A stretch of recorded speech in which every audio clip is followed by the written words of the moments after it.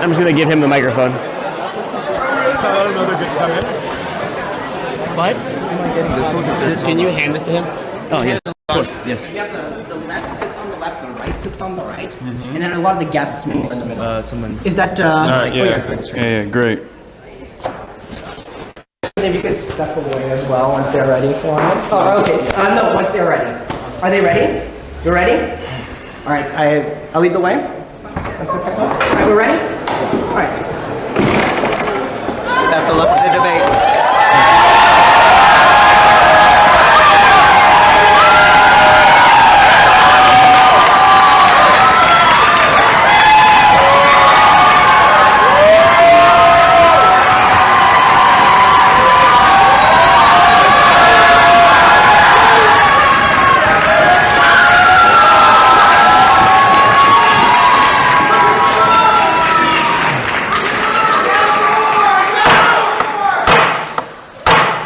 I call this debate caucus of the Yale Political Union to order.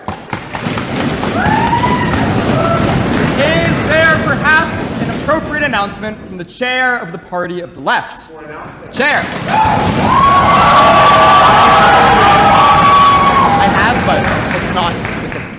Thank you, Mr. Speaker.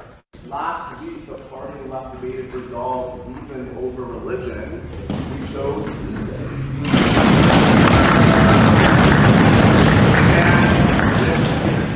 With the Federalist Party, the party who allowed debating resolve the enemy of my enemy is my friend. Tomorrow at 7 p.m. in the chapel room of the university. The chair is thanked. Is there perhaps an appropriate announcement from the chair of the Progressive Party? Chair.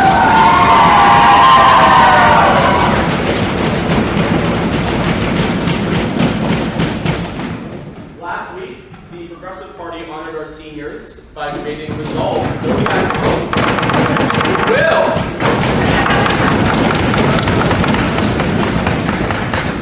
We also joined the Tory Party for a joint debate, which says that will happen.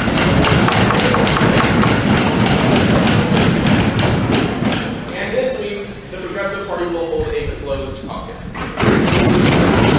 Chair is thanked. Is there perhaps an appropriate announcement from the chairman of the Independent Party? For the announcement, Chairman.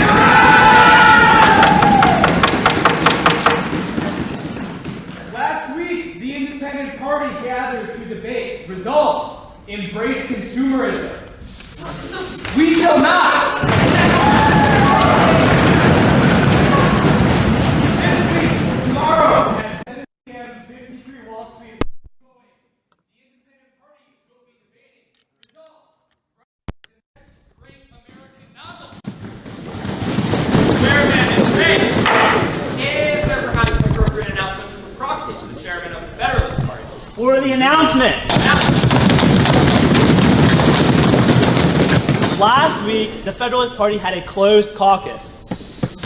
This Friday at 8:15 p.m. in the Benjamin Franklin Common Room, the Federalist Party will be debating resolve, join the Sons of Liberty. Is there perhaps an appropriate announcement from the chairman of the Conservative Party? The proxy. Proxy. Last week, the Conservative Party debated resolved that America is an idea. It is. Closed caucus. The proxy is thanked. Is there perhaps an appropriate announcement from the chairman of the Tory Party? For the proxy. Proxy. Last week, the Tory Party debated politicized music with the Progressive Party. We shall. This week, on Thursday at 8 p.m. in the Bradford Trumbull Room, the Tory Party shall be debating order over freedom with our petitioners. You are invited to come. Thank you. Right, thank you. Is there perhaps a final appropriate announcement from the chairman of the Party?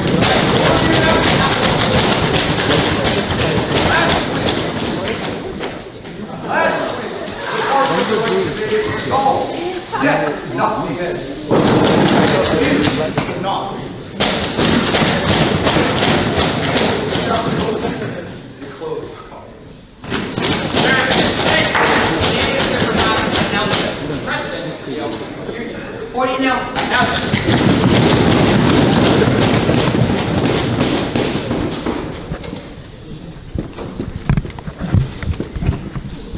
members, friends, and HasanAbi Twitch subscribers.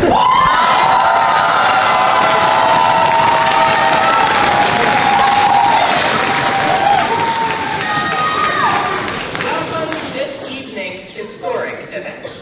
I am Hasan Piker, Jr. at Yale College, and I am the 184th president of the Yale Political Union. The union is the largest and oldest intercollegiate debate society in America. Every Tuesday, we host a prominent guest speaker and debate them on the most controversial issues of our day. We exist to subject every idea, especially our own, to the discipline of serious opposition. We stand as one of the only firm bastions of free speech in American higher education.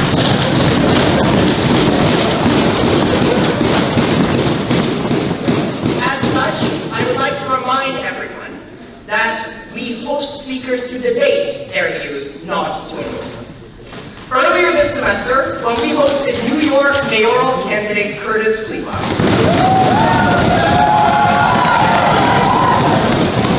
I stood on this very stage at this very podium and proclaimed that I can say without a shred of doubt that I have never seen this level of excitement for a guest of the Yale Political Union. Mr. Speaker, that distinction was perhaps short-lived.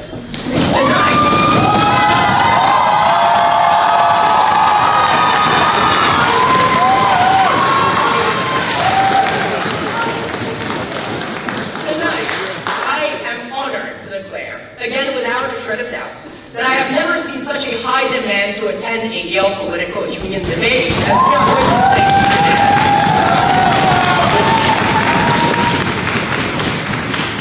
Over 10% of Yale College students attempted to secure a ticket. Importantly, our event is currently being live streamed to tens of thousands of viewers worldwide. If any of those viewers or anyone in the audience would like to stay updated on the Yale Political Union's activity, they can follow our Instagram at yale.political.union.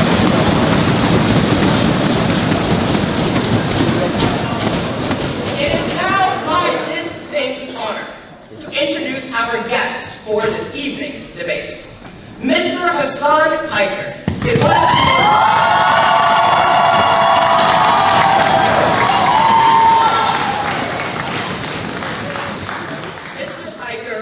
one of the progressive voices in American media.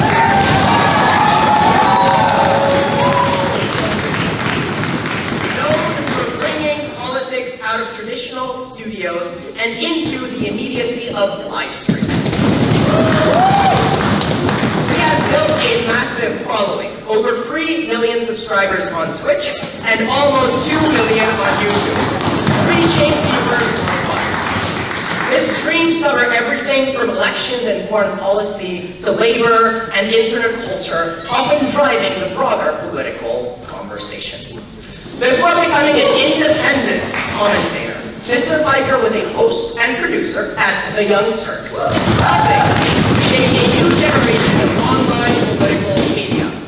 He is a graduate of Rutgers University.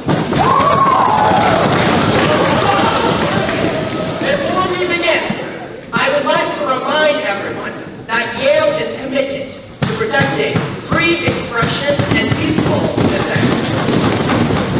Interfering with a speaker's ability to speak and the audience's ability to hear and see is not consistent with the university's free expression policy. Please note that Mr. Piker will give opening remarks, and after just 5 brief student speeches, he will deliver some closing remarks as well.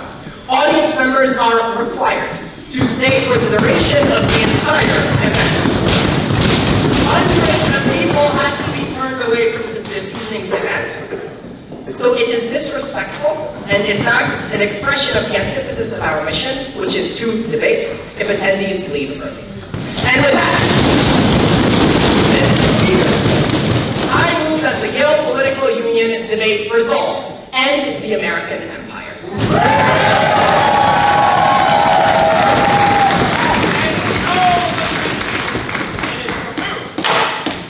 there perhaps a first docketed speech in the affirmative? For the speech.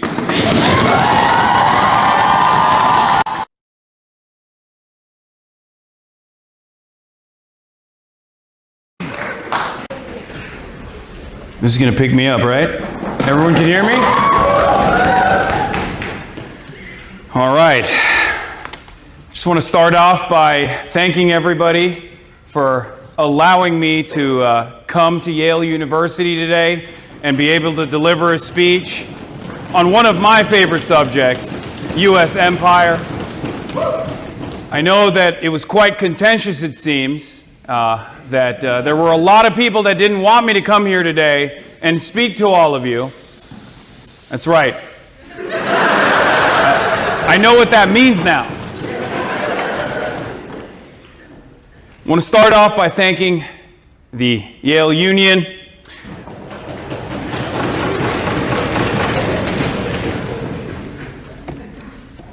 I'm especially sad that Senator Rick Scott couldn't make it.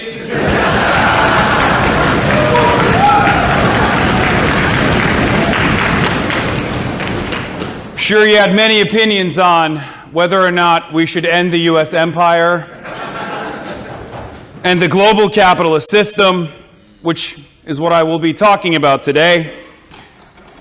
And then your grandparents are probably going to hear about it on Fox News tomorrow.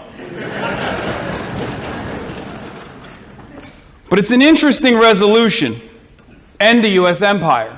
It's interesting because how do you end something that's already in the process of dying? Because that's the situation with the American empire as it stands today. The empire of the United States was born in the Spanish-American War and rose to the position of global superpower during World War II. People are hissing World War II. That's crazy. That was a good one that we fought.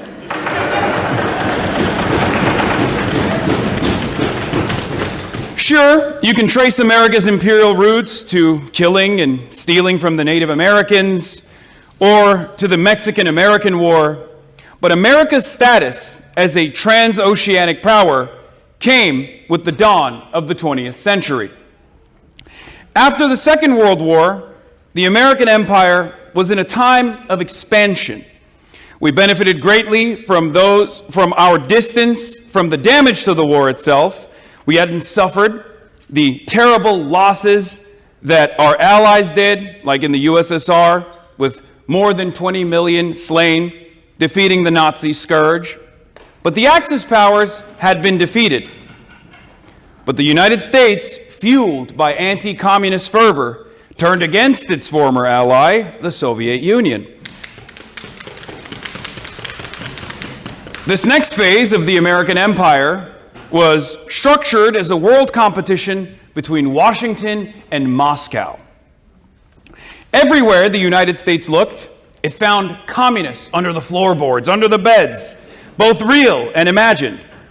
And naturally, this anti-communist struggle went hand in hand with American imperial interest.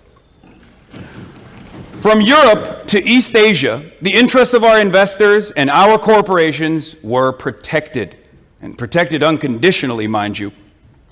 And rather than start converting our swords into plowshares, at the end of World War II, we dropped atom bombs, 2 of them to be exact, to show the rest of the world that we had that capacity to change the tides of history in an irreparable manner. We helped out Nazi and Japanese war criminals. We got into a hot war in Korea where we used the information that we got from those pardoned Japanese war criminals, chemical and biological warfare on Korea. And we began this long-term worldwide Cold War. In other words, we became the monsters that we had supposedly vanquished.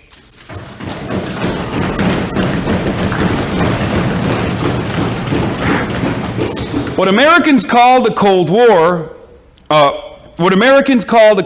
was, to most of the people on the planet, an endless series of butcheries, each more perverse and more tragic than the last. In Korea, the United States dropped 635,000 tons of bombs. By comparison, the United States dropped 500 tons of bombs in the entire Pacific theater in World War II. The United States and its allies destroyed Korea, cut the peninsula into two, built up an anti-communist dictatorship in the southern half, and have maintained a 75-year economic war against the northern half. Global American aggression during this period, however, was not limited to the military. Sometimes we used covert operations to take out socialist governments, replacing them with our favorite clients. This was exceptionally effective in the Third World, where the American empire went into overdrive. Take the case of Chiquita. Some of you might be familiar with this company. Today, it's one of the world's biggest food companies. But once upon a time, it was called the United Fruit Company. And for a decade, the United Fruit Company worked as kind of a state within a state in Guatemala. All resources in the country, land, labor, transportation, you name it, were mobilized in service of United Fruit and its investors. Essentially, there was no part of the state left uncaptured by United Fruit. But a left-wing government came into power in Guatemala. After a 1944 revolution, and this socialist government pursued, trigger warning for all the capitalists in here, land reform.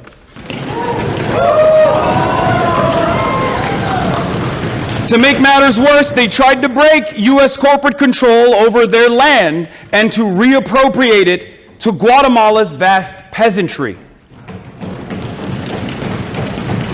To make it even scarier, they also reformed the labor code, giving the power to strike to the workers on United Fruit's plantations.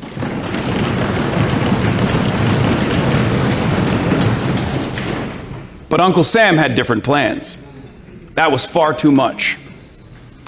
I should point out that the American Secretary of State, John Foster Dulles, you might be aware of this person, had previously been United Fruit's corporate lawyer. Now, he was in a position to back them up. In 1954, the CIA organized a coup d'etat in Guatemala. They did this by isolating Guatemala diplomatically, punishing it economically, cutting off weapons purchases, and when Guatemala was weakened, the CIA organized an army in exile to finish the job and to throw out the socialist government. The CIA drew up a list of dozens of communists to be killed by assassination. Guatemala has suffered in poverty and violence for most of its history since then. Now, many people have rightfully wondered, what was the point of defeating the Nazis if we went on to dominate so much of the globe as violently as we have? Was the point of all of it so that we could have the rest of the world to ourselves? The Guatemalan president, Juan José Arevalo, delivered a speech at the height of the American pressure campaign that kind of channels that exact same question. Before the coup d'etat, he said these words, and I think those words still ring true today. He said, and I quote, "The war that began in 1939 ended, but in the ideological dialogue between the two worlds and two leaders, Roosevelt lost the war. The real victor was Adolf Hitler.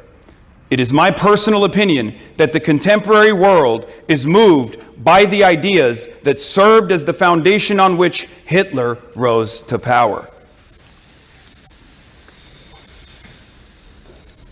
70 years later, I think history has proven Arevalo right.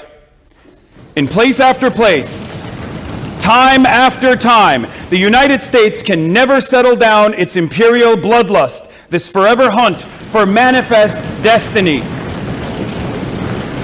We can draw a straight line from indigenous massacres of the early United States to the 20th century, killing fields that we have created in the Third World. Hi.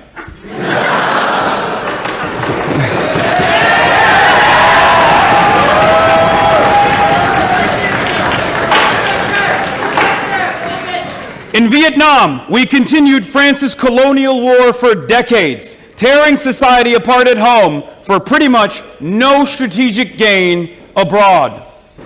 In Iran, we spent the 1970s sending the brutal Shah's regime billions of dollars of weapons, only for those same weapons to fall into the hands of the Islamic Revolutionary Government in '79, our new and heavily armed worst enemies. Worst enemies that kept propping up over and over again. Enemies that we designed sometimes because they simply wanted to have dignity and sovereignty. The story keeps repeating itself over and over again. We didn't do much better with Iraq, where we spent the 1980s arming Saddam before invading and then sanctioning Iraq into destitution. We wielded Iraq as a weapon against Iran as well at that point. All that before we actually invaded and just straight up broke the country in 2003. I can go on and on and on. And we celebrated the fall of the Soviet Union, cheering on its destruction, which plummeted millions and millions of people into an economic disaster, the consequences of which we still see today. At Zohran Mamdani's election victory night party, I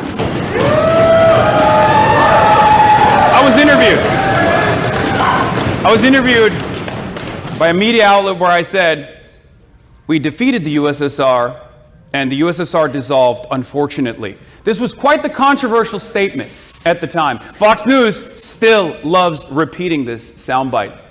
And some Democrats also channel that frustration as well. They say, how dare you, Hasan? The USSR was our enemy. They were ruthless, authoritarian.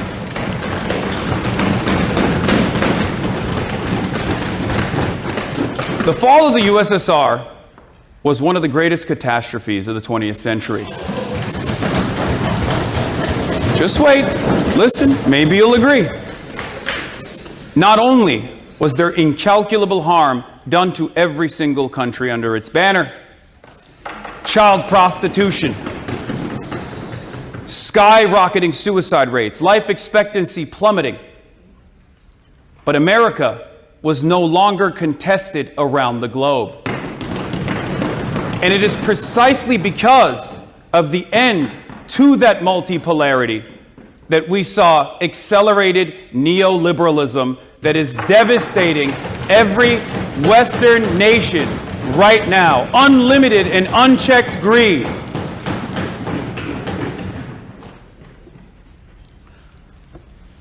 Our successes are leading to our own demise and the demise and collapse of the liberal system. The U.S. has produced disaster after disaster after disaster. I am reminded, however, of some famous words spoken by a guy by the name of Mao Zedong.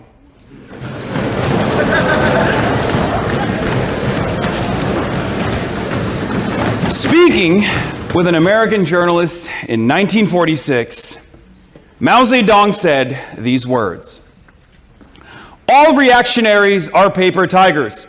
In appearance, the reactionaries are terrifying. But in reality, they are not so powerful. Speaking of U.S. imperialism, people seem to feel that it is terrifically strong. But it will be proved that the U.S. reactionaries, like all reactionaries in history, do not have much strength. In the United States, there are others who are really strong. The American people.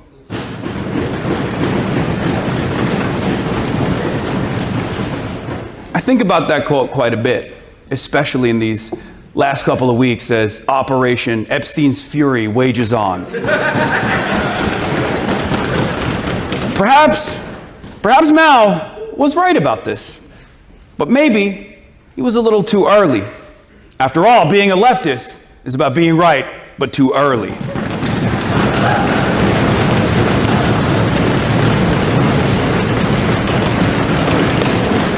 I'll revisit that quote in a little bit.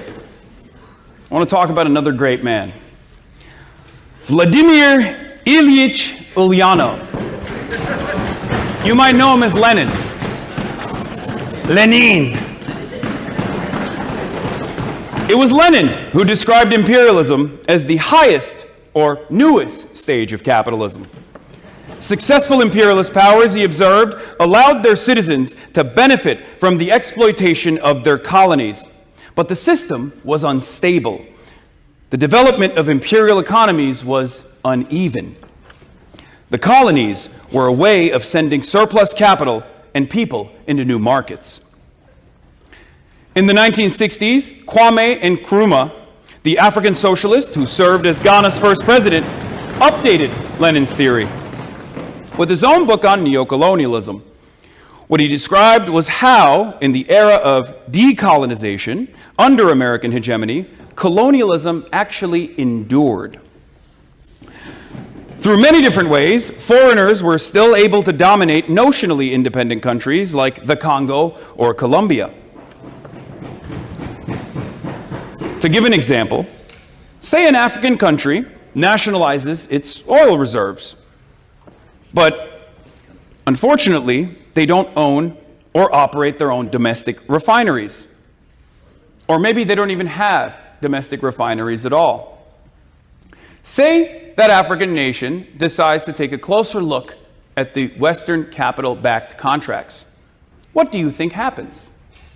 All of a sudden, armed militancy and uprisings prop up, left and right. Instability is born out of nowhere. Now, those militants might not wear a NASCAR jacket that says Shell Corporation, but that doesn't change the reality that those militancies oftentimes are working for the same exact interests.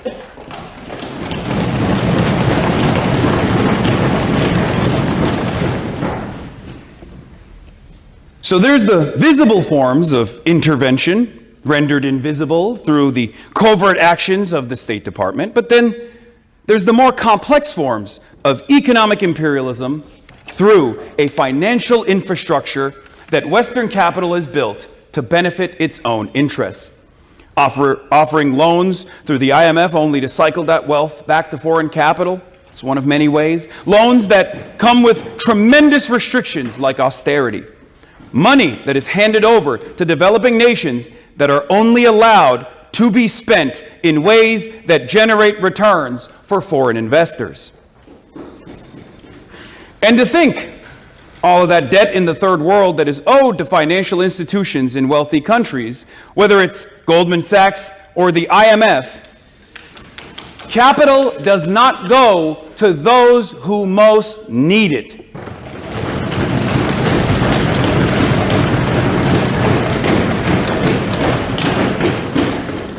This has been, with, of course, substantial updates, the system of global exploitation that has endured for decades. And it has been facilitated by the United States, which, after so many disasters, is now running out of energy to hold this system together. There are no more big enemies left that the United States can beat. And after an empire destroys all of its enemies, it turns the gun on itself. After all of this plunder is not necessarily done for you. It's done for parasitic international capital. And parasitic capital has no loyalty to ethnicities, religions, nationalities, but only to the almighty dollar, only to the profit motive.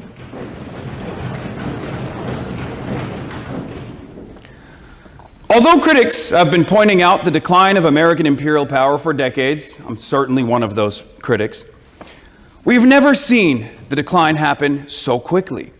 And we have never had this much obvious evidence for it. The mini-Trumps around the world, like Viktor Orban, they're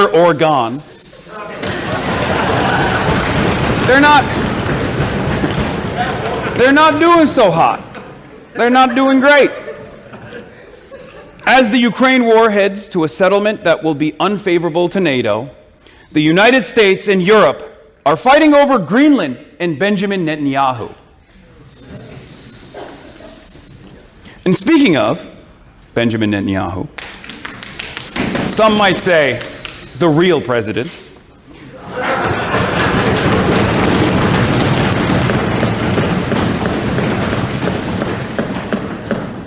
a man with great ambition, constantly trying to get America to become more active in waging war with Iran for multiple decades. Well, he found the perfect guy to do it with. Donald Trump let the Israelis drag the U.S. into this newest war with Iran after 3 years of bipartisan support for the genocide that Israel was committing on a different front of Israel's multiple ongoing wars of aggression.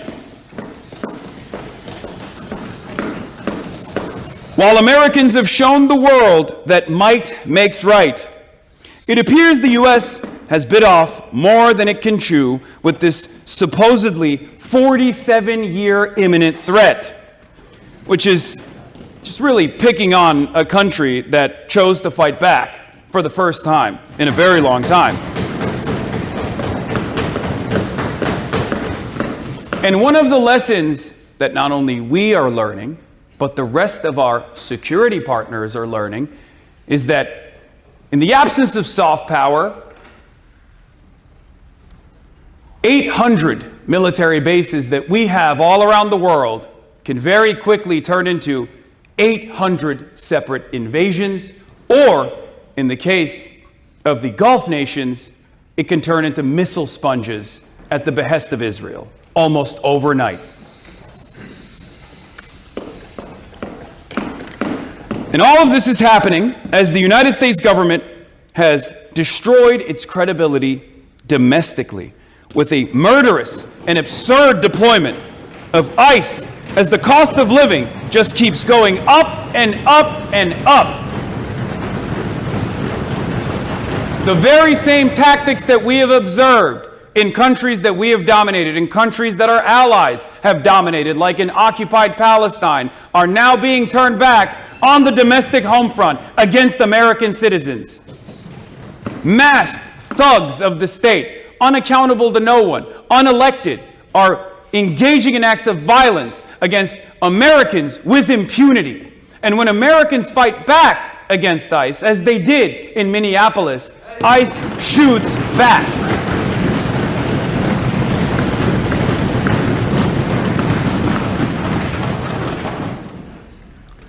And the problems continue.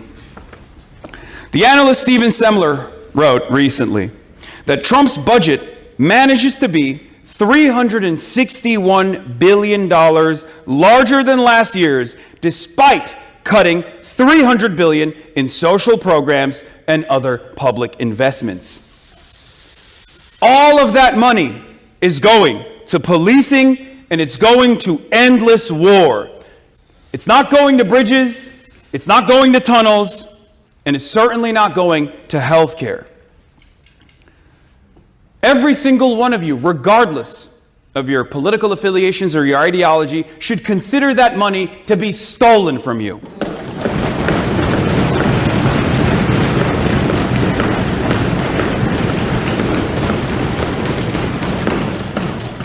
Those are dollars stolen from you to be put towards industries of death that have no future. This bargain isn't tenable anymore. It's over. It's not tenable for the employee of the California missile designer. It's not tenable for the veteran who wants free college. It's not tenable for the kids in crumbling Philadelphia schools. And it's certainly not tenable for the homeless, the working class, and of course, for the rest of the world. Those who happen to exist under the boot.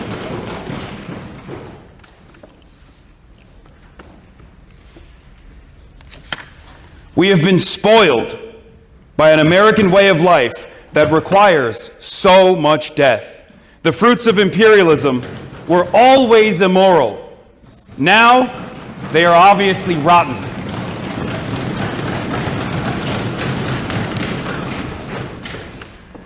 I don't know how else to put it.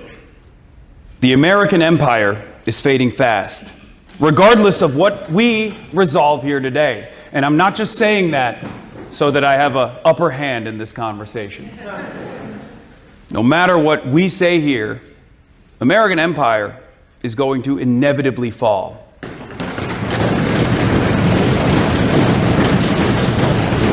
But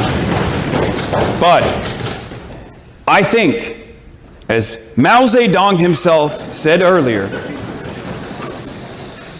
there is a power within the American people to change the nature of this decline. He had a lot more confidence in the American labor class than many Americans do today, I'll tell you that much.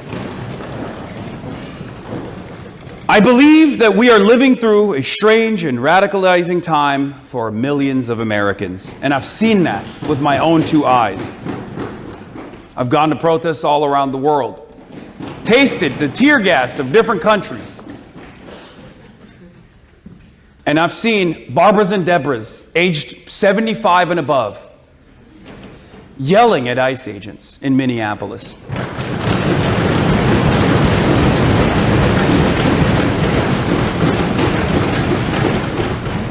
The contradictions have worsened, and they are also restless. They also want that change. People intuitively understand that there is another way for the United States to exist in the world.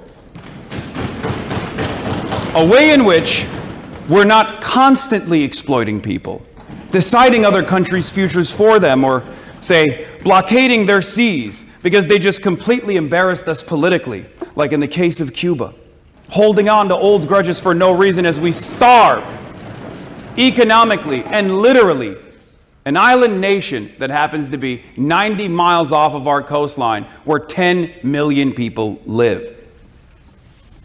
And that's happening on autopilot. It's happening even if you give no consent to that whatsoever. But we can change that.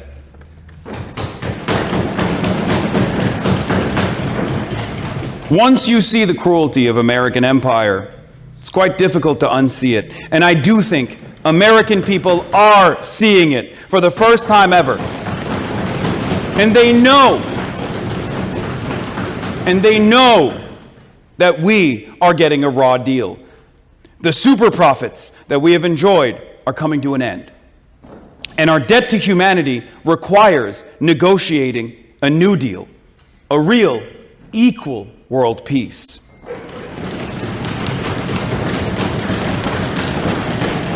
Empires never die quietly, and we must end the American empire regardless. But we must manage the retreat of a superpower from the world stage. This is a challenge for our time.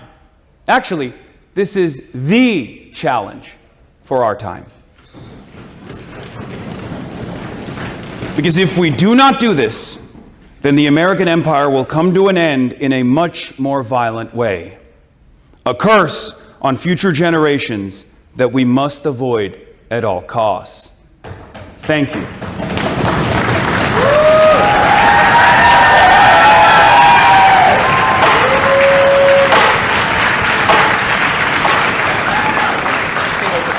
Oh, okay. Questions on speech? Perhaps questions? Chair. Thank you, Mr.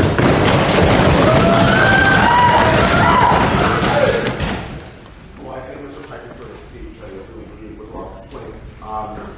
I think that when Mr. Piker mentions that the American people are the political body from which struggle begins, I guess I want to ask Mr. Piker, how do we also square American national struggle with international struggle? What does it look like to actually have this sort of overthrow the empire be something that isn't a kind of national product?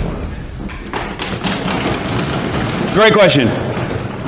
So, from my calculation, the way I see it, as I tried to explain in this speech here, is that it's going to happen because it will collapse on its weight no matter what. It'll collapse under its weight regardless.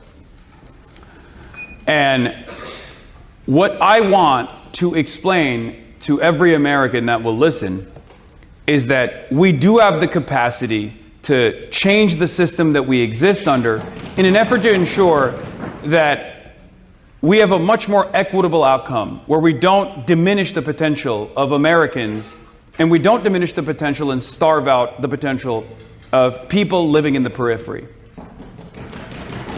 This is something that I saw personally when I visited Cuba recently.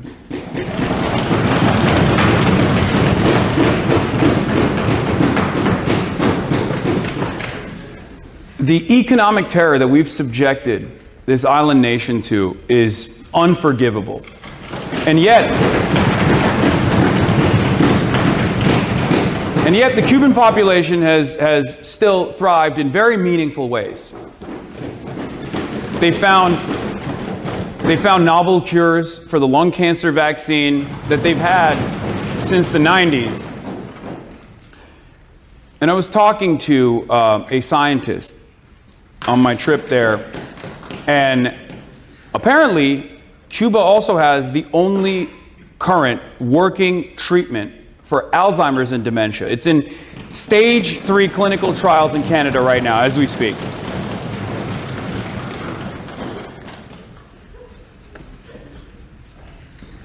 I think about what Cuba would look like if they weren't constantly under the threat of American sanctions. Because these sanctions have stifled growth. They've played a formative role in developing even further cures, right? So that's not just bad for the people of Cuba who are suffering. Their economy is in tatters. But it's also bad for people like ourselves. I mean, Alzheimer's and dementia is a massive problem. Almost all of my grandparents suffered from Alzheimer's and dementia. So, the way I see it, it's almost a selfish argument to make sure that we can unlock the potential of all of these countries that we seek to dominate. And on top of that, I feel like all of the resources, all of our productive output is wasted on this unlimited, endless cycle of violence that we subject other nations to. And as soon as you connect foreign policy back to all of the domestic problems that we have, not just in the concept of blowback, which I famously have spoken about, but also the reality that every dollar that is spent on a bomb is spent on a bomb that blows up a school is a dollar that could be spent building schools here. Americans,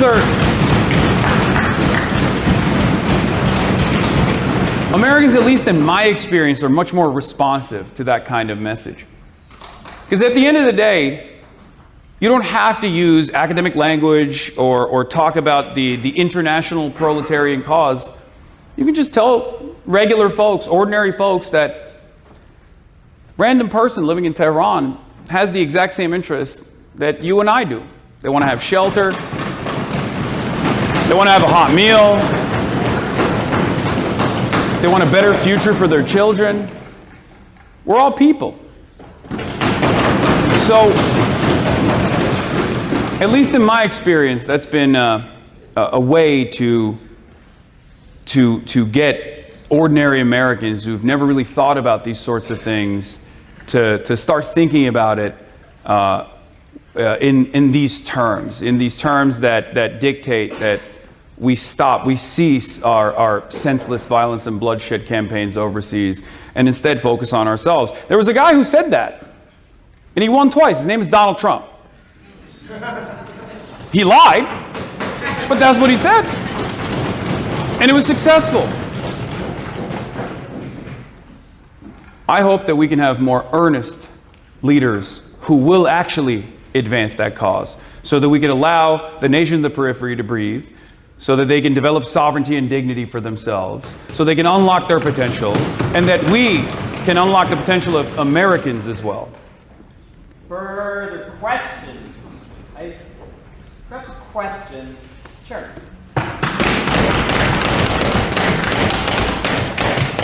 I'm very glad that the guest spoke about equity. I am very glad that he spoke about morality. I am slightly less glad that he spoke disapprovingly about the U.S. intervention in South Korea. If he truly disapproves of the U.S. intervention in South Korea, what exactly about a unified communist Korea, for instance, would he find to be equitable? What about it would he find to be good, more preferable than the current pattern?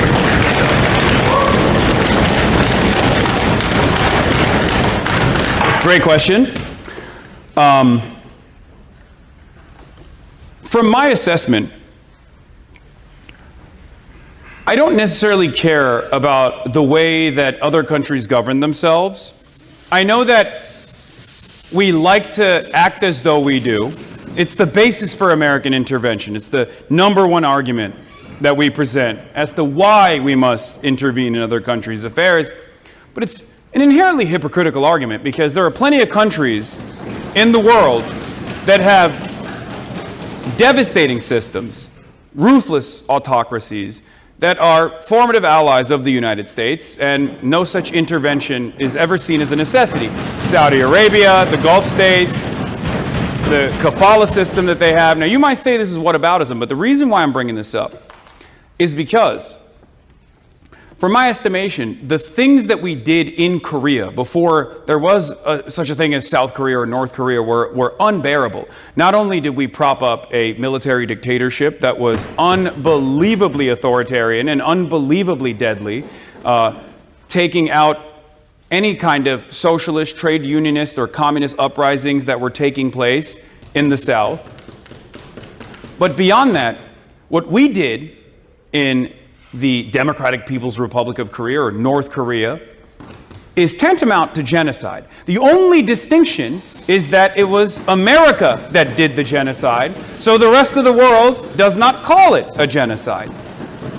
What can you call the destruction of 90% of all standing buildings? What do you call the death and destruction, the utilization of biological and chemical weapons on the Korean population that led I believe, 10% drop-off of the entire population? It was unbelievable. It was unbelievable bloodshed.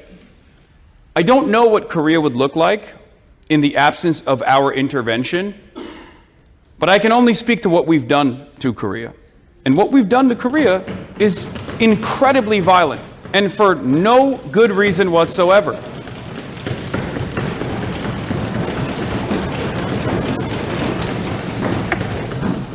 Further questions? Yes. Perhaps an ultimate question. They want to ask more. They're hissing.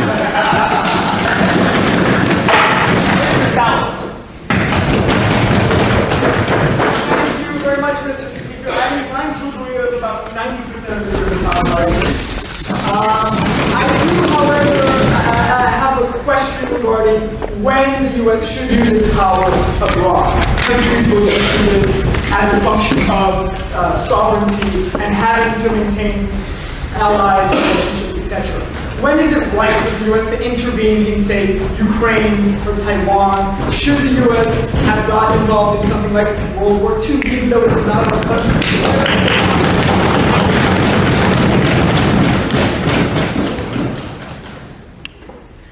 It's a great question as well. I think exhausting diplomatic solutions is the most important thing that the United States should be doing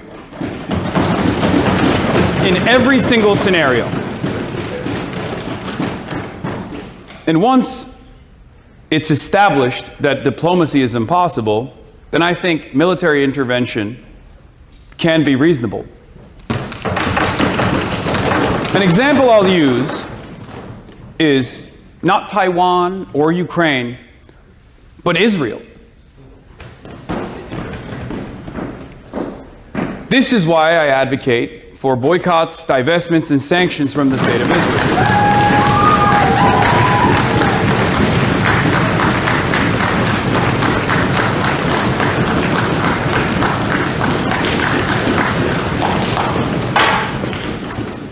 80 years of apartheid.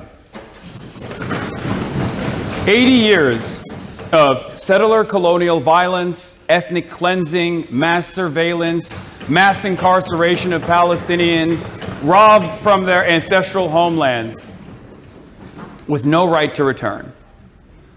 Against all international humanitarian law, against every rule in the rule book. Israel has been able to do this because they were an invaluable Cold War ally and an invaluable ally to the United States' interests in this resource-rich region. But if there was such a scenario where in the aftermath of that one phone call that Joe Biden could have made, that Donald Trump could make, that he seemingly chooses not to, be really good if he made that phone call, especially lately. What comes next would be social pariah status at the international stage. No more political cover for Israel. No more weapons to Israel. No more aid to Israel.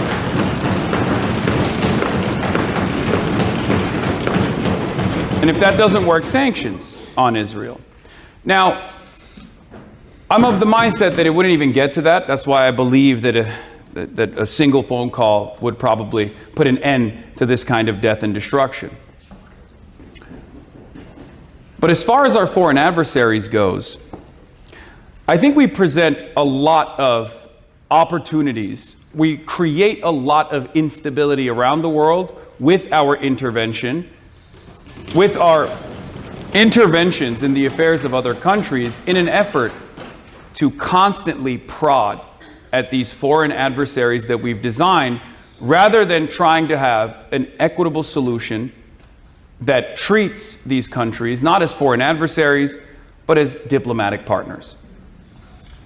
But in the absence of that, of course, I think military intervention would be appropriate. For an actually ultimate question.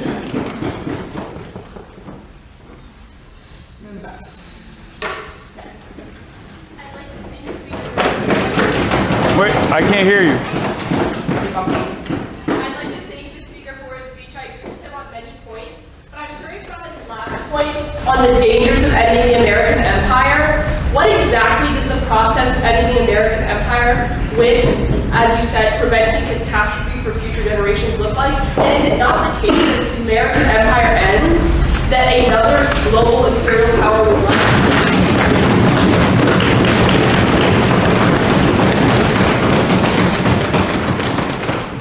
Great question.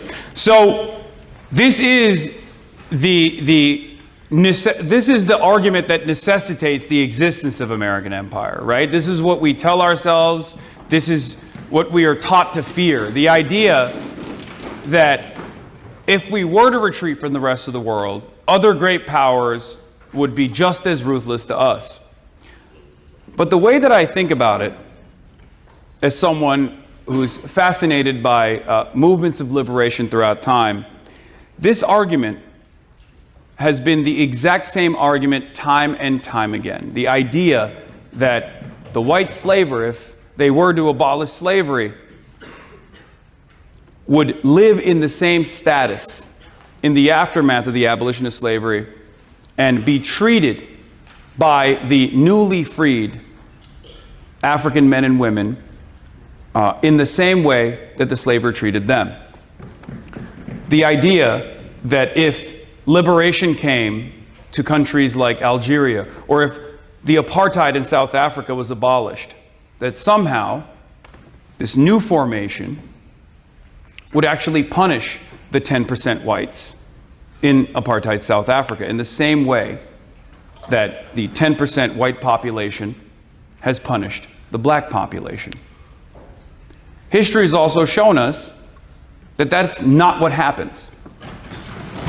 It's never happened.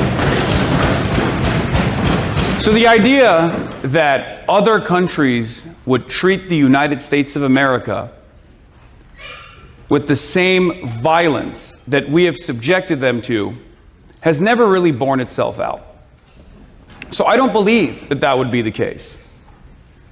It's a fear that many people hold on to, though, and I think that fear is what justifies, in the eyes of many Americans, the continuation of empire. Now, you asked me about trying to manage this retreat and what this catastrophic outcome would look like. I think we're living through that right now. The destruction of all previous rules of engagement, international human rights, the law of the jungle, a retreat from our previous security commitments, no longer relying on soft power initiatives. This is the death of American empire. We've now moved on to a much more vulgar form of imperialism, much more vulgar form of commanding our interests over the rest of the globe.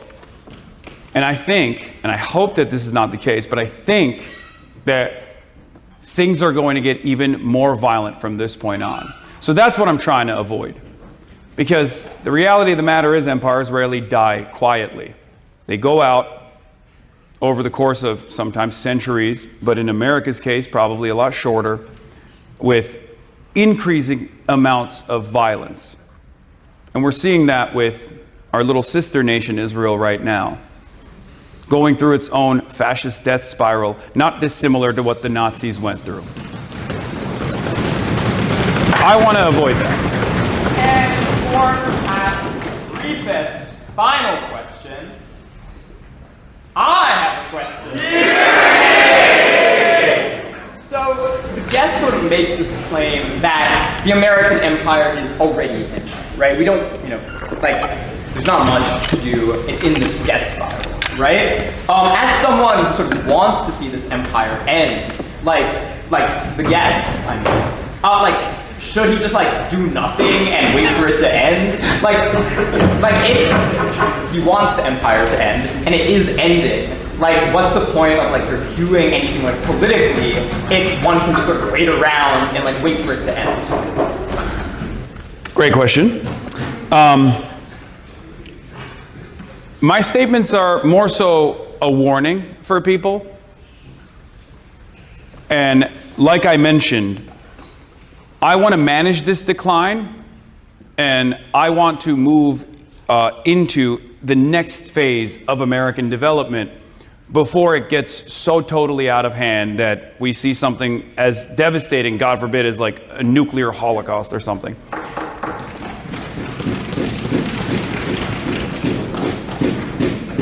Because if the current economic organization of the American society persists, then the income inequality that we're facing is only going to worsen as wealth just stays at the top of society, and people who are from a working class background have a horrible end of that bargain, and their material conditions deteriorate even further, also accelerated by climate change too. So what I want to do is try to organize against that and to ensure that we have the most peaceful transition possible, so that we don't, so that we stop starving the potential of the masses here in the United States of America as well as elsewhere around the world. And with that, yes, thanks. Is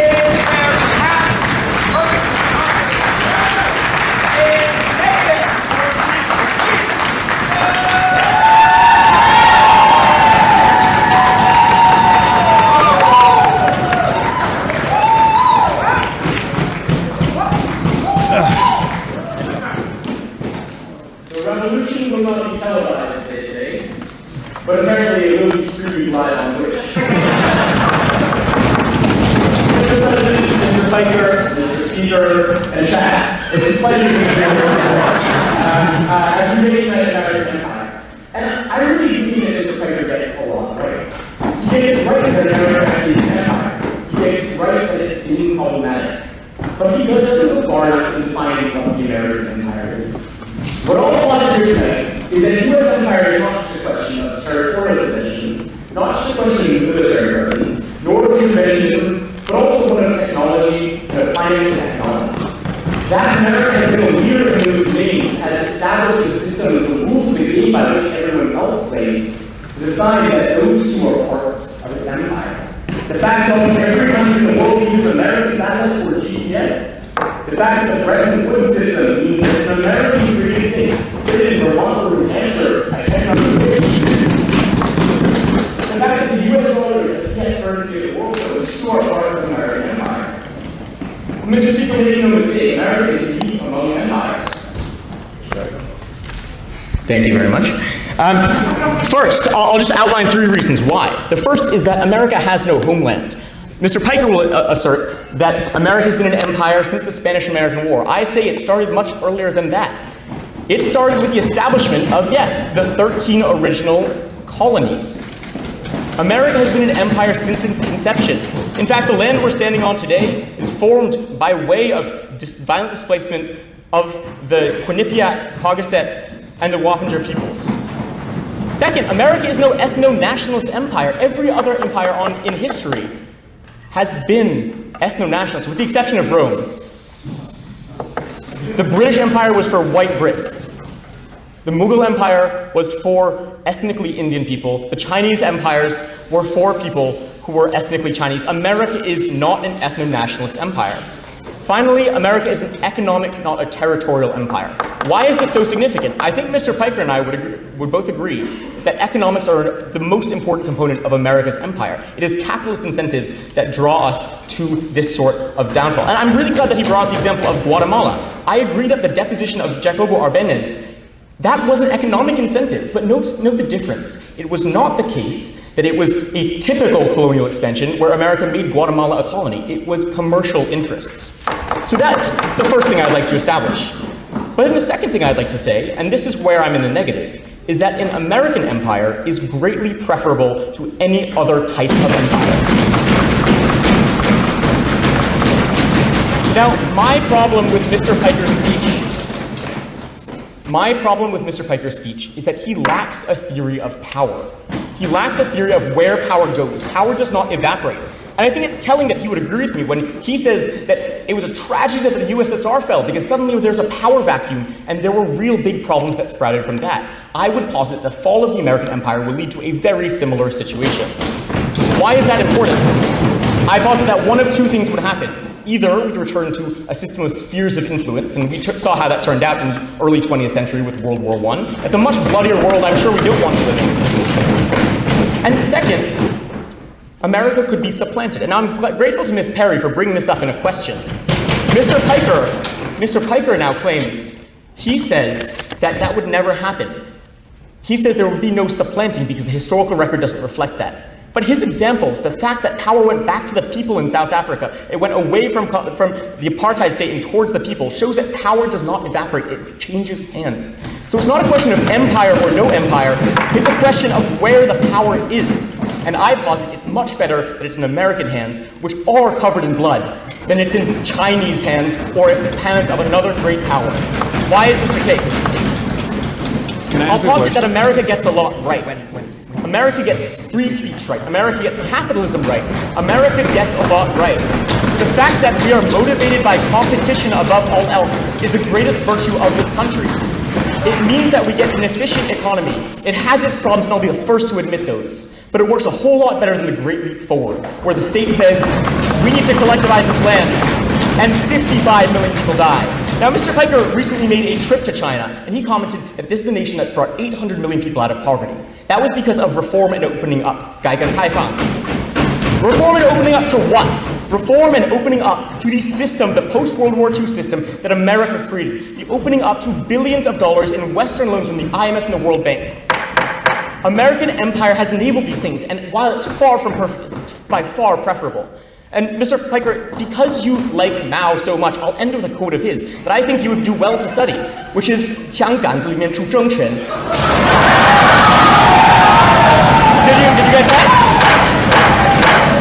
Did you get that? It's political power grows out the barrel of a gun. We do not want a violent world due to a power struggle when American empire falls. America has blood on its hands, but it's better for power to be in American hands than any other. Gentlemen! Yeah. For perhaps question, Nick Schwartz. I would just like to press on one of the statements you made about the ethnic nationalism question of the American empire. So other countries did have slavery before the U.S. existed, but the U.S. practiced race-based slavery, and it did and it hasn't ended. In some, it's still practice segregation based on race, and arguably Israel does the same thing. So why would the U.S. empire stop with racism in the U.S.? I think that's an excellent question, and I think that it's true that our racist legacy continues with us to this day. But I think there's a big difference between a racist society and an ethno-nationalist one that claims this empire is for this ethnic group, and a system which is systemically racist. I think we can all agree that we are moving in what is certainly the right direction. We are moving in the direction of civil rights. The last half century has proven exactly that. And so while I'll be the first to concede that America is not perfect, especially on race, especially when dealing with immigrants, we are not an ethno-nationalist empire. Further questions for the gentleman? The guest. What's the format? How do I say for the speaker? Is that how you just ask the question? Okay, all right, never mind. Just wanted to abide by tradition. It's been around. For the gentleman.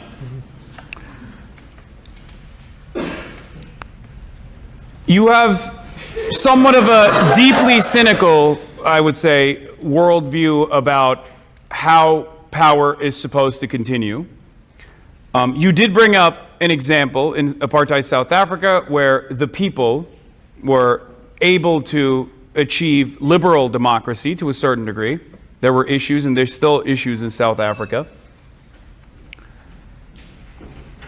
Why do you think that the abolition of U.S. empire would create a power vacuum that creates a Chinese empire, for example, and why do you think that that system would be far more violent as opposed to an evolution just like what we saw with the American empire being a far better legacy than, let's say, monarchies that existed? That's an excellent question. And I don't believe that when American empire falls, if it does, China will necessarily take over. But I do believe that, apparently some people do, but I do believe that power doesn't evaporate. Power is something that doesn't simply disappear, it falls into different hands. And so I think as this applies to my speech, Mr. Piker, what I would say to you is that it has to go somewhere. And again, I think one of two things will happen. Either it'll be assumed by another great power. And unfortunately, there is no better great power than America. I really wish there were. And the other alternative is that we return to a system of geopolitics, which is contingent on spheres of influence. I don't believe we should return to the time when it's kingdoms fighting each other. I think that's a much bloodier world. In an interview with Ezra Klein last week, Fareed Zakaria made the comment, former YPU president, I will comment.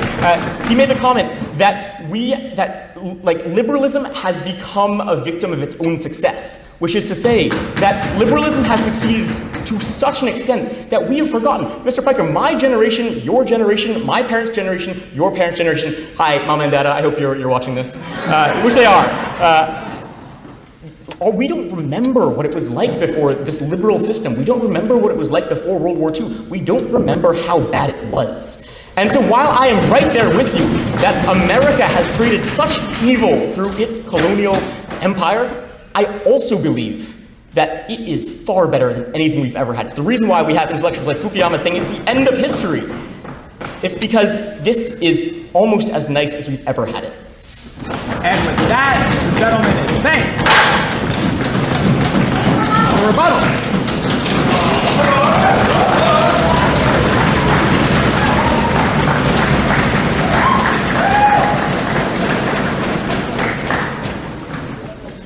With respect, your division of the violence and imperialist brutality that America has committed and the capitalist international order that we uphold is entirely artificial and farcical. The blood on our hands was spilt in service of the liberalized capitalist international order that you so idolize. Our coups and our imperialist conquests are committed at the behest of the international corporate conglomerates that our governments serve. America is not and has never been the linchpin singeing together the democratic free world. We toppled Allende to install Pinochet in the 70s, provided financial backing to the fascist Argentinian juntas, supplied unconditional support to Yeltsin, chief architect of the modern Russian oligarchy during the Soviet collapse of the 90s, and today we bankroll the genocidal apartheid Israeli regime, playing defense in the UN for the anal gang rape of Palestinian prisoners with rusty metal holes. We have set a global historical precedent for draconian drug laws, upending entire economies with gang warfare driven by the American elite's unquenchable twin desires for coke and bloodshed. We have set back progress, combating the climate crisis that threatens the imminent annihilation of life on Earth by funneling untold billions into hydraulic fracking and deforestation of old-growth forests on federal lands. The incineration of the Amazon is in service for our appetite for beef. The Israeli state is a product of Palantir, and we sponsor the dissolution of democracy internationally through armed violent coups, and we sponsor the dissolution of society through the insidious arm of neoliberal austerity exercised in our name through the IMF and World Bank. These problems are not a product of America per se, but they are an inevitable outcropping of our status as the concentrated seat of the powers of capital on the global stage. We are their principal agents and benefactors. Our interests are their interests. This barbarous monstrosity, this regime of terror and destruction and death that we have created must be destroyed, and it must be destroyed now.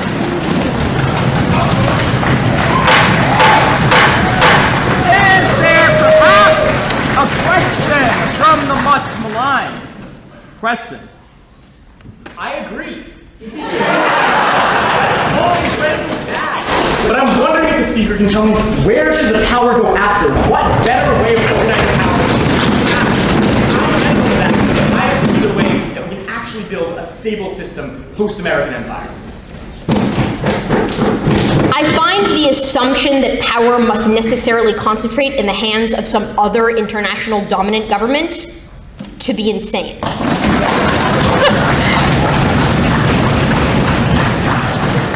What we are striving for is not just to transfer our status as imperial global hegemon to another quote-unquote more benevolent empire. What I and what the Left Project in general is aiming for is the complete dissolution of that hierarchical system of international control, power, and economic coercion. Where power should end up and where power should resolve is in the international hands of people, of human beings, not of governments, not of corporate leaders, not of stock traders, not of the monsters who would bomb life on Earth into oblivion for another cent in their stock portfolio.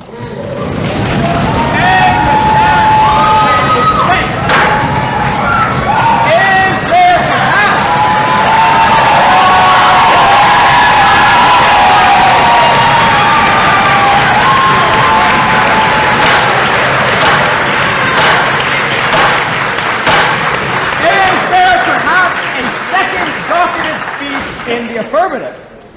The speak. That was a rebuttal. Don't throw me like rebuttal we do, I think. Oh God. Hello Hello, YPU. Hello, chat. Hello, March. Hello, guest. Okay, so in 1961, Dwight Eisenhower, a Republican president, a 5-star general, and supreme commander of the Allied forces in World War II, warned the nation that we must guard against the acquisition of unwarranted influence by the military-industrial complex, okay? He said that it would devour the resources the country needs to survive, and 65 years later, he was totally right. So, America is an empire. We've got 750 to 800 military bases across the globe, the territorial possessions from Puerto Rico to Guam, shout out, the ability to sanction any economy, bomb any country, and topple any government that we choose. The United States just approved a $1 trillion defense budget, and next year's proposal is $1.5 trillion. How are we going to pay for it? By cutting 10% of literally everything else. So, we spend more money on the military than the next 10 countries combined. That's 40% of all the military spending in the entire world. But my argument isn't just about money, it's about morality. Historian Howard Zinn documented how American expansion has always been justified by the same lie that we're spreading freedom and democracy around the world. But from the Philippines to Vietnam to Iraq, the pattern never changes. It's mass violence abroad, decay at home, and ordinary people are set to foot the bill. So, who gains and who pays? This year, Congress added $39 billion in military projects the Pentagon didn't even ask for. Why did they do it? Because of the lobbyists. This is empire. It's a wealth transfer from the working class paychecks to defend military contractor shareholders. So, there are currently 46 active armed conflicts right now, which is the most since World War II, by the way. We've spent $8 trillion on the world on terror, and what do we have to show for it? The world is severely less stable than it ever has been before, and this is the fault of the American empire. So, moving on to who's paying, let's look at the kid in Mississippi whose school can't afford textbooks while the nearest military base next door gets $500 million in expansion money. The veteran, poisoned by burn pits, denied care while defense contractors produce record-breaking profits. However, and having said that, money isn't the real issue. Even if we taxed the wealthy and funded both empire and society, empire would still be wrong because empire means domination. It means killing people who have done nothing to us, including our fellow US citizens. On to the impacts. From an environmental perspective, the US military is the single largest institutional producer and consumer of fossil fuels on the planet at 270,000 barrels of oil a day. And that's for routine operations during peacetime, not even at wartime. That's more emissions than 140 countries combined. And we, the people, are told to recycle, take shorter showers, buy EVs. The onus is put on the individual to change the world. Meanwhile, a single military refueling tanker burns more fuel in one flight than the average American does in 40 years. We sacrifice, they indulge. So, the military burns oil to protect access to oil, which funds more military spending. It's a self-reinforcing cycle of extraction and violence. Our business models cycle and sustain themselves on death tolls. And from a lives perspective, Brown University's cost of war projected that we tracked a human toll. So the deaths of post 9/11 wars have killed 4.5 million people and displaced 38 million people. And the empire doesn't deliver the stability that it promises. Every intervention creates blowback. We've armed the Mujahideen, we got Al-Qaeda. We toppled Saddam, we got ISIS. We are the ones perpetuating these conflicts because perpetual war is profitable for the elites. And the negative says, like, be glad it's the American empire rather than somebody else's, but at the same time, this is a false choice. The choice isn't between, like, American empire versus Chinese, it's between domination and cooperation. China's power is economic, and mutual destruction isn't in anyone's best interest. So the power vacuum fear comes from, like, the idea that somebody must dominate, but that's an imperial mindset. Most of the world doesn't yearn for American or Chinese hegemony. They want multilateral cooperation where no single country has power or autonomy over them. And that world is possible, we're just blocking it. So, what is the world of the alternative? Empire undermines rule-based international order, replacing it with war of one against all. You can't champion international law while bombing whoever you want, and you can't demand others to follow the rules that you don't follow yourself.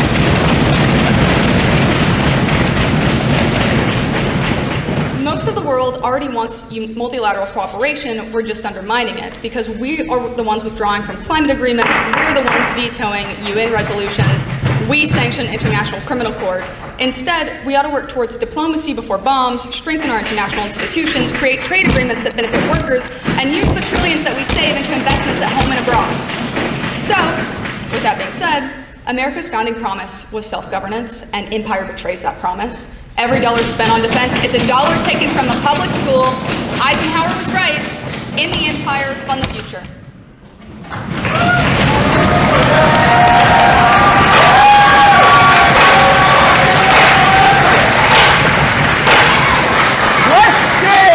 For the lady, or perhaps a penultimate question, Mr. Moe. I thank the lady for her speech. I guess the question is, with this framing that America is the country that introduces, this desire for domination without the U.S. We all hold hands and live together and be really happy. I mean, it's really nice. Everyone claps. It makes me so happy. But I mean, does the lady, and maybe, I'm asking kind of as a proxy of Hasan, but I mean, how do they do Chinese efforts on South China Sea? How do they do efforts to take over Taiwan? How do they do efforts to ensure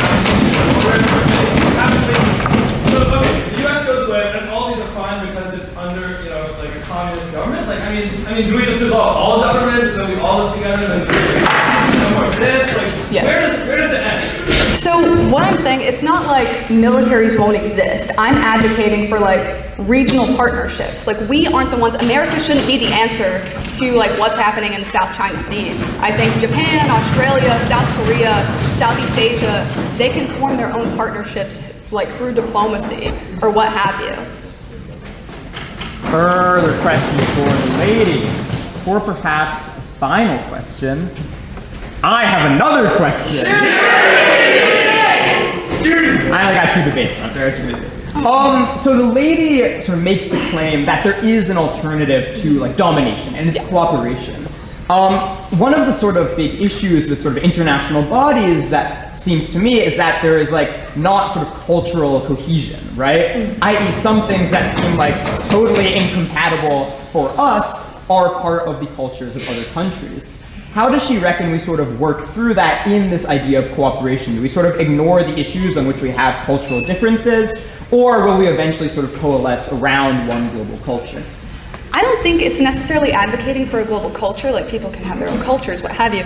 I think it's just about diplomacy, and what our guest said, diplomacy, diplomacy, diplomacy, till the last, that, as far as we can go, rely on that rather than, us unilaterally deciding what the world can and cannot do. And with that, the lady is thanked. Motion!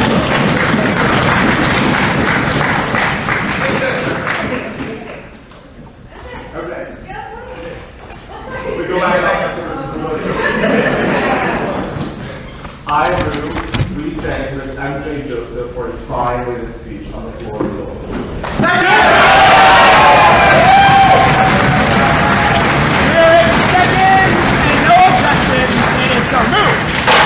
Is there perhaps a second docketed speech in the negative? For the speech. The speech.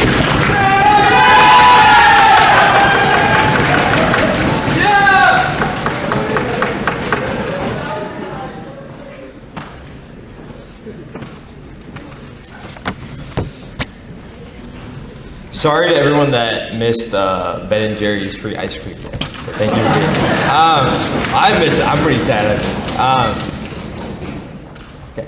We on the left need to say something that too many of us have become afraid to say. America is worth loving. Yes, America has flaws.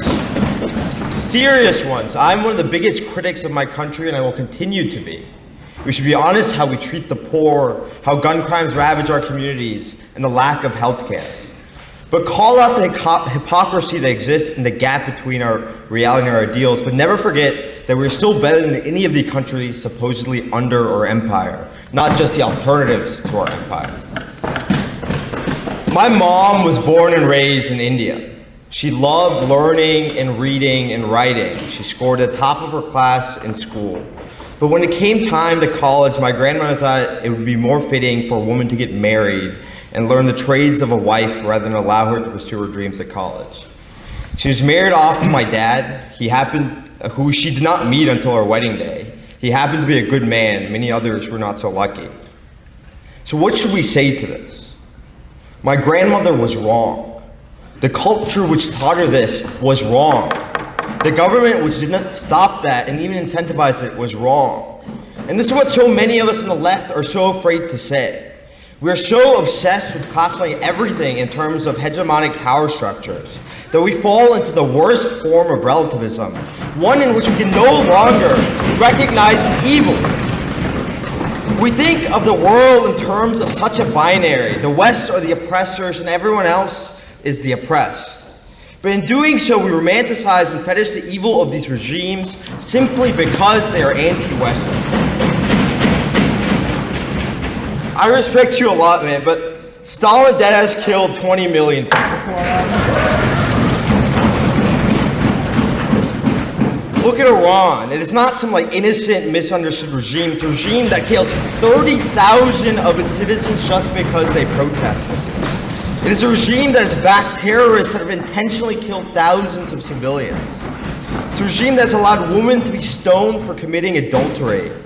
Or look to Venezuela and Cuba that are so corrupted by cartels that they're basically narco states. They deny their citizens basic necessities. They jail and kill dissidents and only look out for those in power.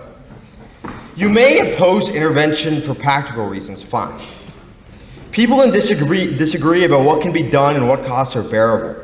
But do not delude yourselves into thinking that these people are free or that they are living great lives. Do not tell yourselves women beaten into silence or dissidents being thrown into prison just need more time to work things out on their own. The least we owe them is honesty. There is no hope for these people outside of America. Their regimes will continue to repress them while enriching their leaders. The lady before me asked for regional partnerships. A regional partnership with Iran and Lebanon going to free the Iranians? And the rest of the international community will continue to turn a blind eye, whether in Israel or Palestine or in Armenia and Azerbaijan. The only solution is an American one. I agree with the lady before me that the American imperial project is inherently corporatist, but how do we solve that?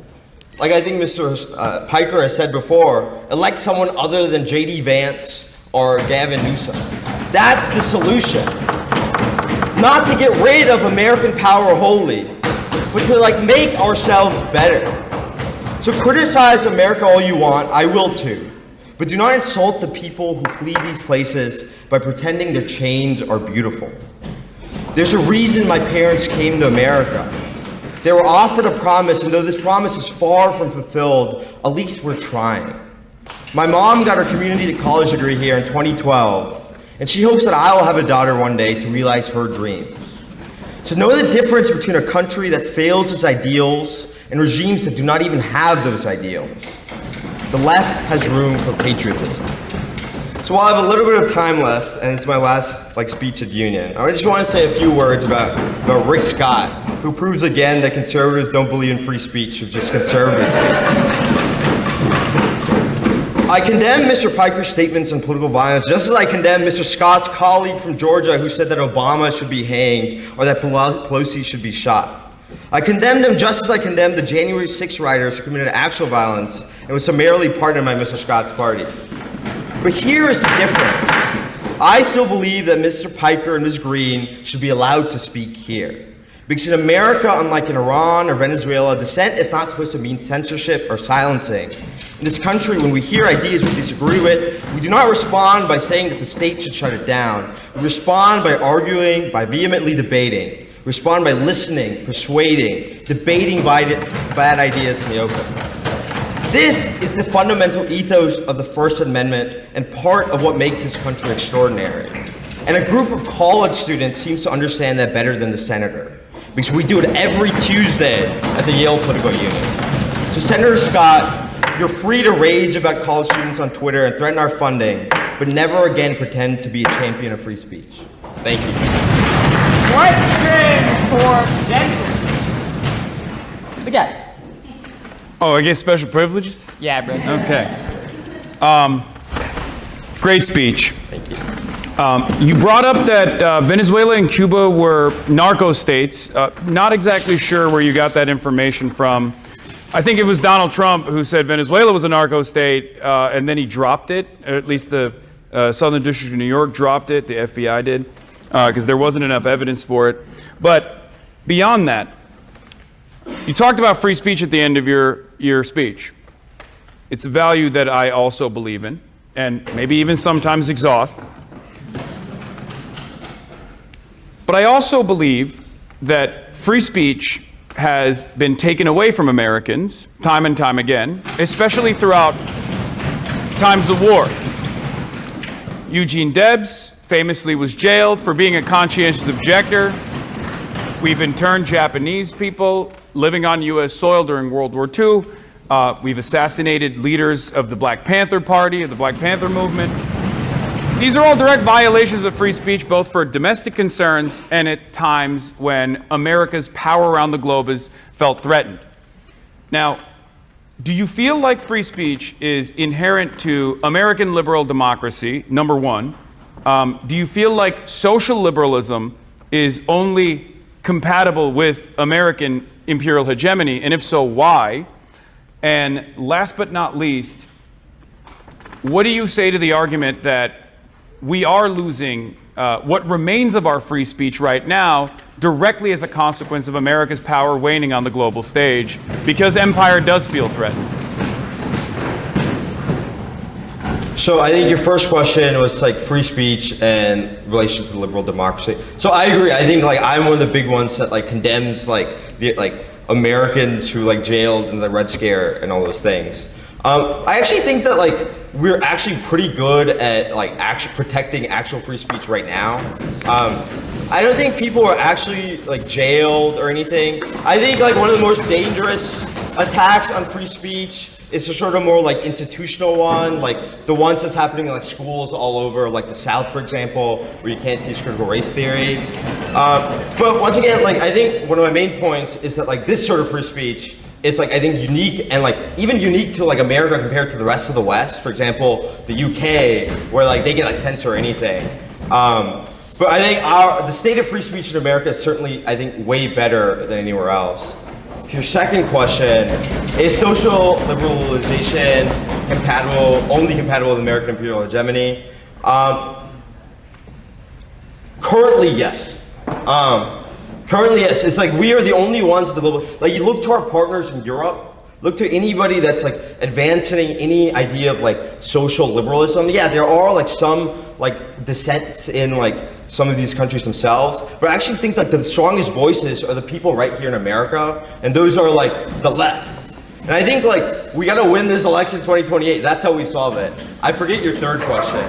It was just Venezuela and Cuba being narco states. Yeah, where yes. you got that information from? So I mean, once again, I'm not like the greatest like expert on like cartels, but I'm pretty sure, for example, like I can't tell you specific research for you, but like I'm pretty sure Cuba, for example, is like makes a significant amount of money as like a middle point between like South American cartels and like America, and it's like planes take off from there, and there is like some evidence that like the government has cooperated. Same, I think, similar in Venezuela. That's what I'd say. I think it's like wrong to sort of like say that they haven't cooperated at all with some of these cartels. Yeah.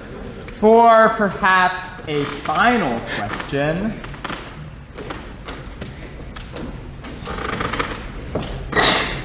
Mr. Kirkpatrick. Oh, thank you for your indulgence. So I would agree with the gentleman and my classmates on See you tomorrow. About certain states maybe being better than others we live in. But my question is more about empire as a choice. Yeah. America being an empire is a hard-powered choice. It's something that multiple states may cause a definite around the world. And I would think that America may be great, but do we need to impose our greatness in violence? Does it shine to be on a hill to burn down other things to make them?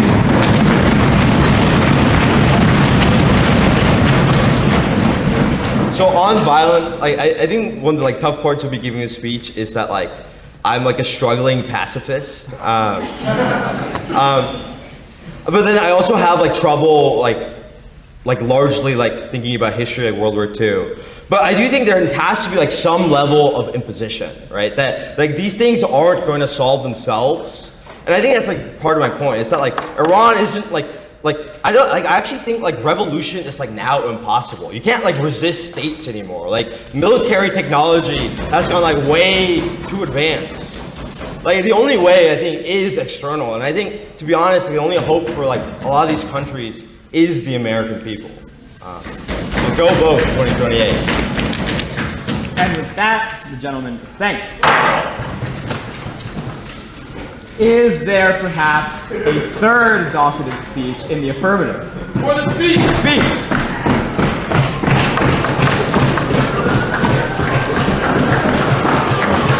And there's one more.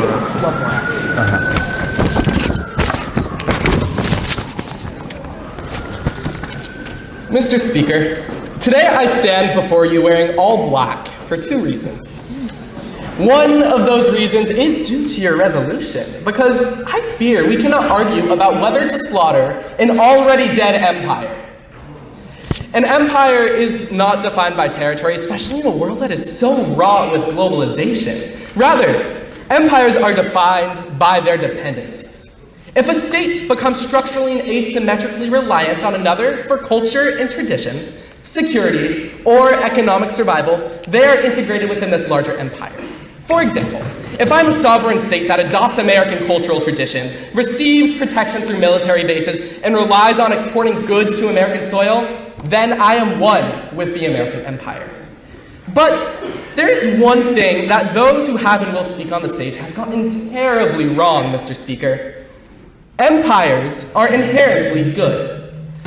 When conflicts can be simplified down to in-groups and dehumanized out-groups, forcing other nations under one in-group is bound to reduce out-group villainization, dehumanization, and conflict. Without this coordination, power fragments, and struggle for domination wreaks havoc upon this now vacuum. An empire can stabilize trade, reduce conflict, and establish greater order and allow for greater lived meaning in a multicultural world. The world needs dominance for peace, and if this is a sort of utopic end, then certainly the ends justify the means. There is one condition though. An empire is only legitimate if it is directed towards a clear and coherent end, preferably one that maximizes collective human good, but an empire can be legitimate without. What an empire does require for legitimacy though, is for its actions to push towards this coherent end. And for a time, the American empire met this condition. Initially with the Monroe Doctrine, and then later with policies in the post-war period like the Marshall Plan and the Truman Doctrine, America drove towards clear ends of democracy, social mobility, and containment of totalitarianism. But today, it has failed. It does not fail because it lacks power, but it fails because it no longer knows what this power is for. What are America's ends now, I ask this union?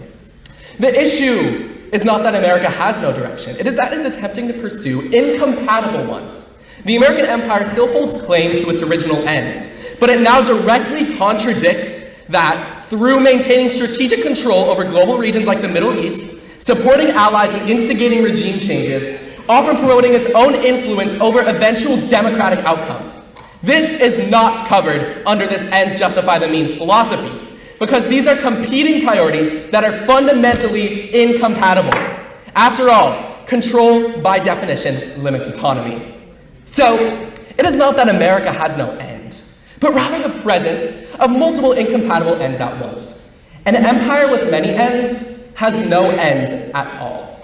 America no longer has a strong enough national identity to consolidate a single direction, and without that, its actions lose meaning. We see this contradiction clearly in practice.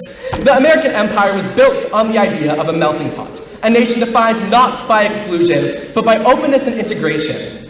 But today, Mr. Speaker, even within its own borders, that identity is contested. Immigration is no longer a shared ideal, but a point of polarization within our political climate. And when there is that level of internal conflict, this empire cannot export an end that it no longer believes in itself. And on a global scale, this lack of coherence breaks down the very system empire is supposed to create. Where a strong empire organizes its subject states, an illegitimate one doesn't halt to the in-group, out-group conflict, and instead serves as just another force in the mix that can be seen with Middle Eastern conflicts today. And when an empire loses its coherent end, its means no longer serve a purpose beyond themselves. What was once a path towards stability becomes a system of permanent control and just a lifeline for the Americas to stay kicking. The ends once justify the means, but now there are no ends left to justify them. So why not reform? Why not just realign the system? Because the American empire cannot regain a coherent end without abandoning the very structure that makes it an empire. If America chooses democracy as its end, it must obtain control over allies and regions, which dissolves dependency and the empire ends. But if it chooses control as its end, it must abandon democratic legitimacy, which destroys credibility entirely. In either case, the current system cannot survive. Ending the American empire does not mean chaos. All it means is abandoning a system of domination that no longer has direction, and letting American cultural, political, and economic presence fade.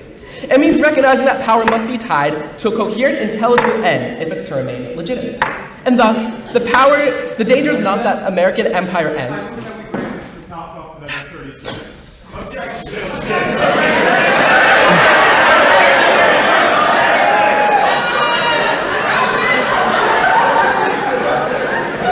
Thank you. The danger is not that American empire... Oh, that's one sentence. Okay. The danger is that it continues as a system that has lost its purpose, and in doing so undermines the very order it once claimed to preserve. And with that, I yield. Isn't this supposed to be affirmative? Yes. Questions for the gentleman. Or perhaps a question. Mr. Geffen. Thank you, Mr. Speaker. So I think this is like a really interesting speech. I have fun one at that. I'm interested in like the sustainability of the system he outlines. He says like an empire must have sort of like one end. But it seems like to me that an empire naturally wants to dominate more, wants to take more, wants to have multiple ends. And it kind of like pushes into having multiple ends and then becomes unsustainable.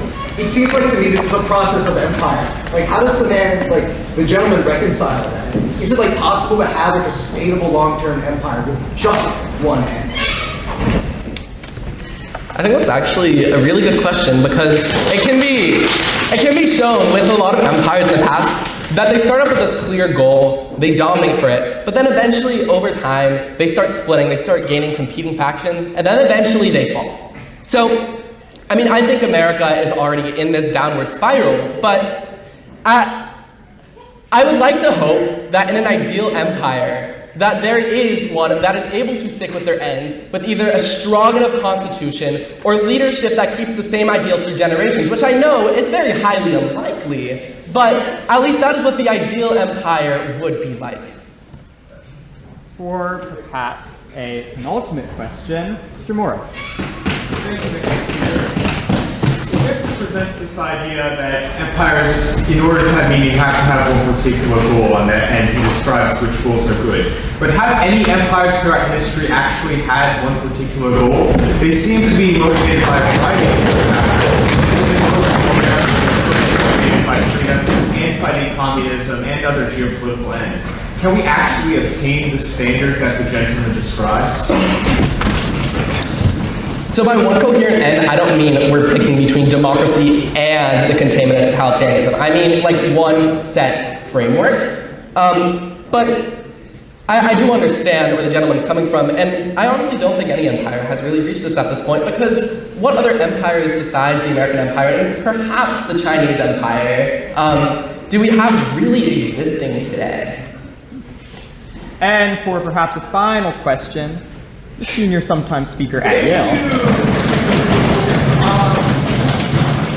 So, empires opt to employ ends to certain, or means to certain ends. So I'm curious what, kinds of means are justifiable. For example, if an empire deems a certain group subversive to its own ends, a group that makes up a sizable portion of its population, would something like a mass extinction or a mass termination or like a mass disenfranchisement of this group ever be justified? Because with the way that the gentleman posits his view of empire, it seems like this is a reasonable one.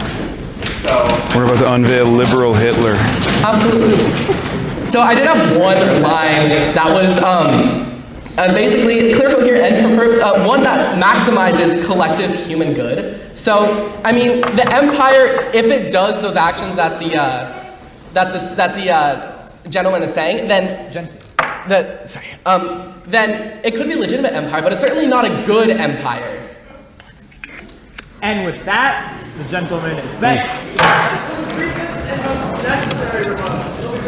Is there perhaps a final docketed speech in the negative? Speak. So we'll have this, and then also the closing remarks. You don't have to say for the speech, just go up there. And those can be short. No questions on him? Yeah, him? Yeah. No, it's all. But yeah, no questions for you. Oh, okay. One day, the young people of today will inherit America. We grew up hearing that our country was strong and special. We heard stories of our founders that taught us that this country meant something, that it was more than just land, more than just an economy. We were supposed to be the nation of liberty, of builders, a nation of industry where those who worked hard succeeded. But we now stand to inherit an America that is not that. Our political machine has given us back-to-back senile presidents. Our president desecrates Easter on Easter. We still don't know what's going on with Epstein, but it isn't good, and it involves a lot of people. We have a Congress that's bought out that 80% of Americans disapprove of. That's our leadership. And what fruits has it bore? The economy has been rigged. We believed in hard work, now we gamble on sports and cryptocurrency. We're short 27 million affordable homes. We have no bullet trains. China has 30,000 miles of them. And our cities cede their public spaces to people zombified by fentanyl. Our house is not in order. And what about internationally? That's the subject of this debate. We have to watch on that runway in Afghanistan while our allies chase a C-17 down the runway. We watch them cling to the side while it takes off. Those people believed in our values, and look what happened to them. And now we have this entanglement in Iran. We've done a surprise attack like cowards. We never used to do those as a matter of principle. We've accomplished none of our goals 6 weeks in, and now we are considering their 10-point plan. So how can the proud American look at the state of our country today and feel anything but humiliation? And what was the point of it all? Cheap gas? Gas isn't even cheap.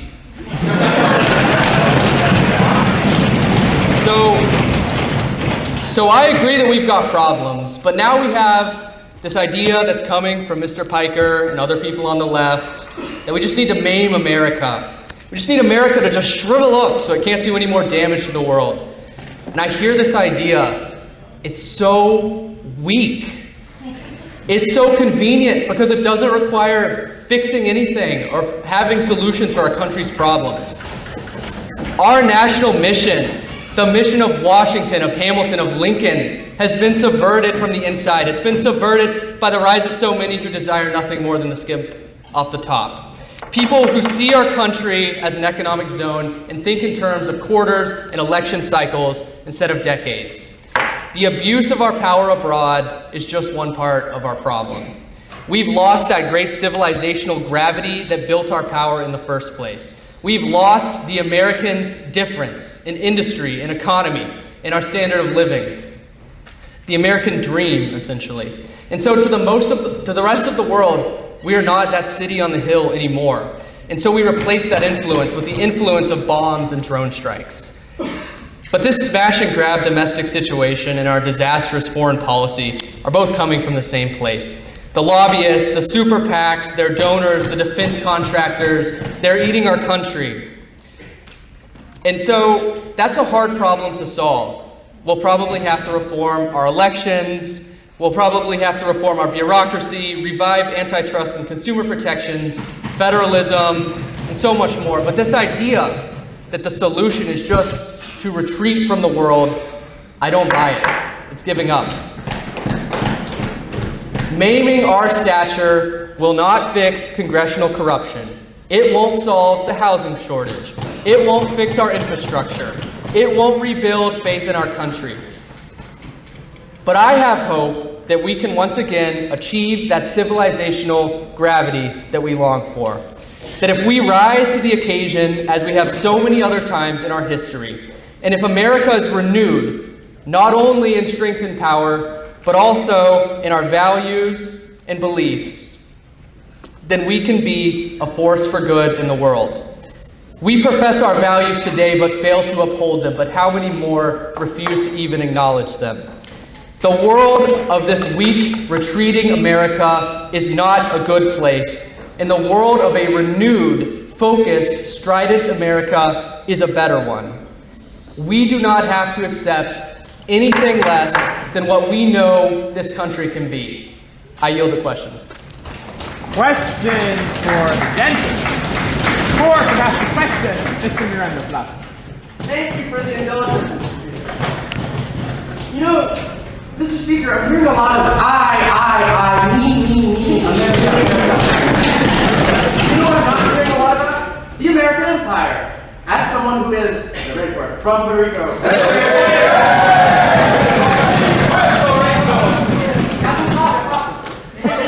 As someone who is a subject of the empire, why should I be compelled to care what is happening in the United States? Why should I care what the United States is doing when they are still in my country, exploiting my economy and taking advantage of a captive economy that the United States has imposed upon us and that is being imposed upon other countries as well?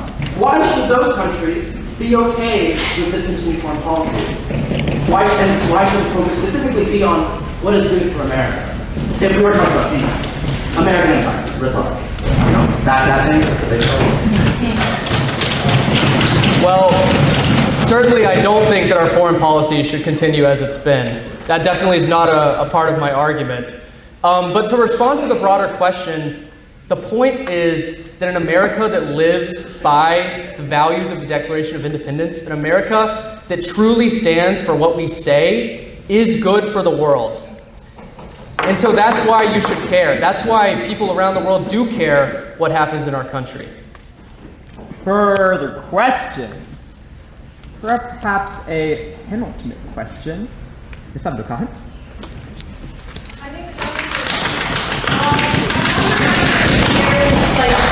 A tension between maintaining the presence in the world and fixing all the internal issues that the gentleman mentioned. You know, housing, the fact that the budget is a thing. Can you continue spending as much money sending moms abroad and maintaining this empire abroad when you have such a plethora of issues that the gentleman listed out? Is it not more morally consistent to retreat and to handle all the issues that the gentleman is so fascinating?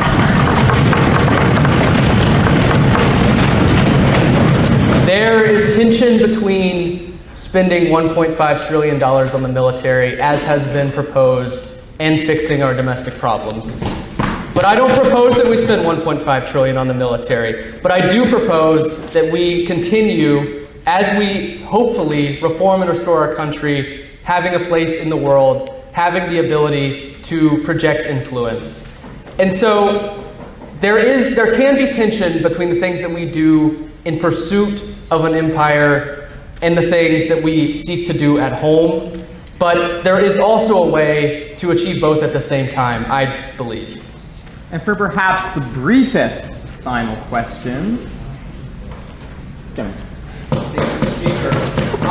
So as we know, the sort of world system is some sort of jungle system. There's no overarching enforcement mechanism for acting altruistically. So why would the United States ever act that way? Why wouldn't it just revert to acting in its own interest?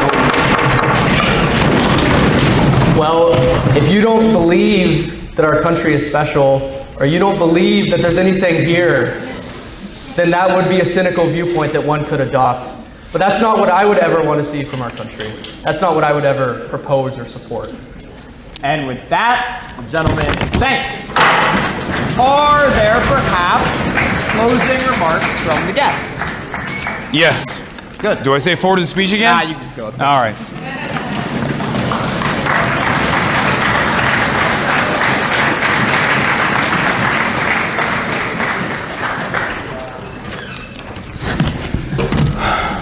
Wow.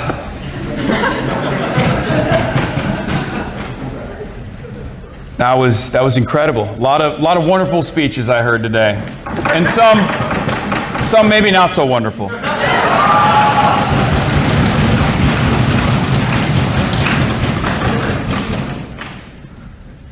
I did, however, hear a lot of American exceptionalism. I heard a lot of liberal chauvinism and an overall fear of the unknown, a fear of the enemy that we've designed in our minds. That is what justifies Western imperialism in the minds of many, so it's expected. But I just wanted to say thank you for all your wonderful and thoughtful contributions today.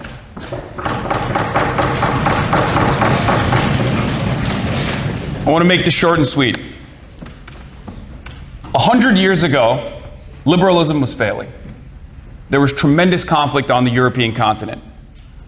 100 years later, with the exception of Russia's invasion of Ukraine, let's be real, it would be unthinkable to assume that Germany would fight against France, or that France would fight against England. Why?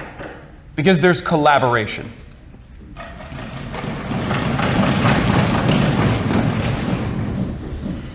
Capitalism has robbed us of our humanity.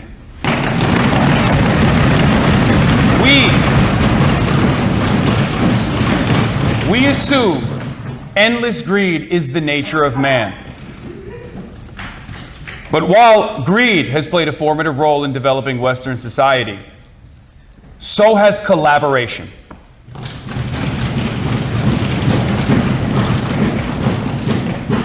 We look to these institutions that we've built. We look to skyscrapers, the invention of the internet. Maybe that was not so good. Although it did give me a job, so I have to be grateful. And we assume this is a byproduct of capitalism, a byproduct motivated by man's greed, the profit incentive. All of these institutions, whether it be skyscrapers, whether it be our infrastructure, was also built with labor, with collective action.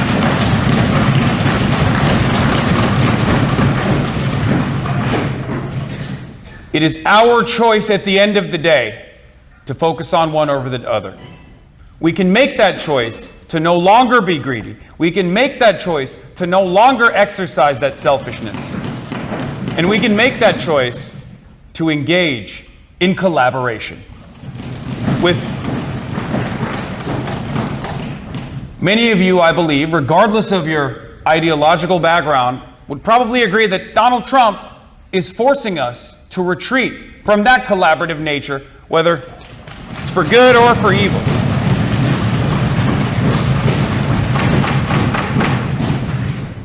But ultimately, it is that wanting that each and every one of you has to collaborate with others that I believe that we can, no matter what happens next, find a much more just and equitable future. And the only way we can do that is through organizing.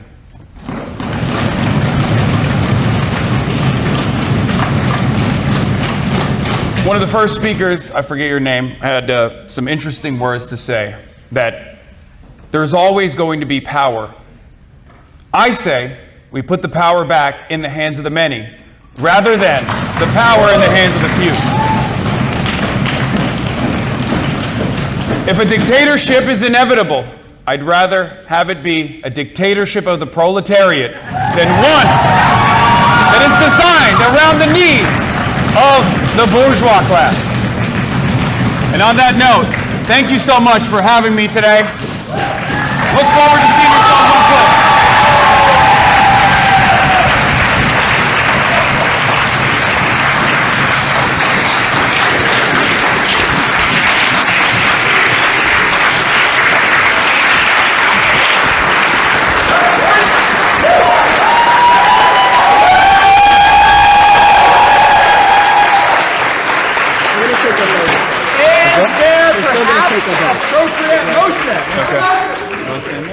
the chair. I have the previous question. No. The Speaker by Speaker at Yale. I move we thank the guy. Hearing seconds and no objections, the guest is so thanked. Is there now perhaps an appropriate motion? For the motion! By Speaker. I move the previous question.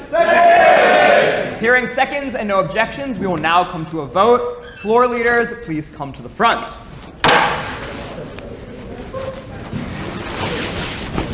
Per the Union Constitution, please only raise your hand to vote if you are a member of one of our 7 parties.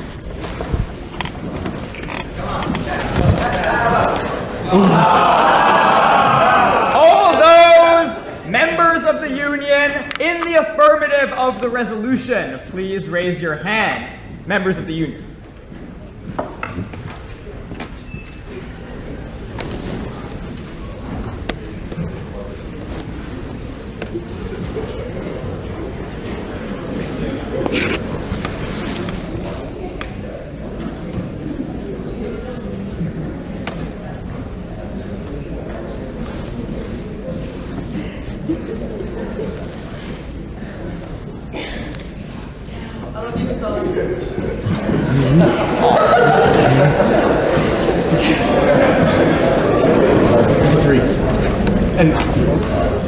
Oh yeah. I vote for the.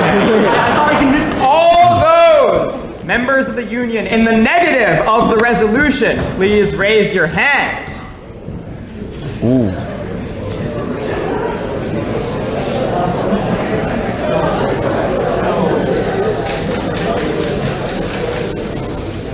I think upstairs is good. Oh. Yeah, that way.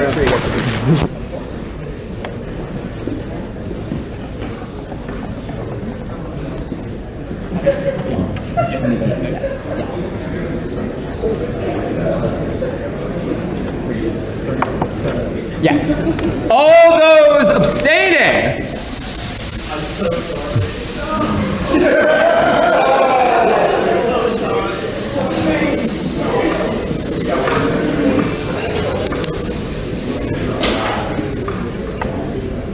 By a vote of 54 to 31 to 3, this motion passes.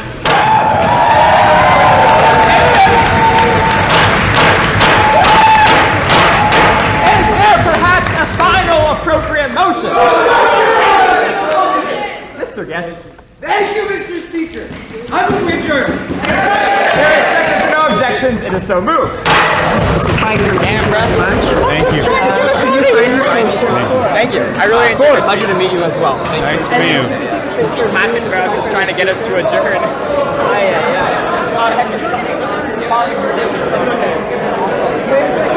Just 2? Yeah, we have to. Thank you. Let's get a. I'll be. We're taking a photo. You want to take a photo? If we can shut it down, take a photo. Oh, there you go. What is this for, USA Today? Yes, sir. You're doing an interview with us. Oh, yeah, I am, yeah. You're right. All right. Yep. Yeah, I have it in my pocket. We're gonna take a picture. 1 second. Yeah. Let me just give this to March. Yeah, you got it. There you go. We're gonna go to our event.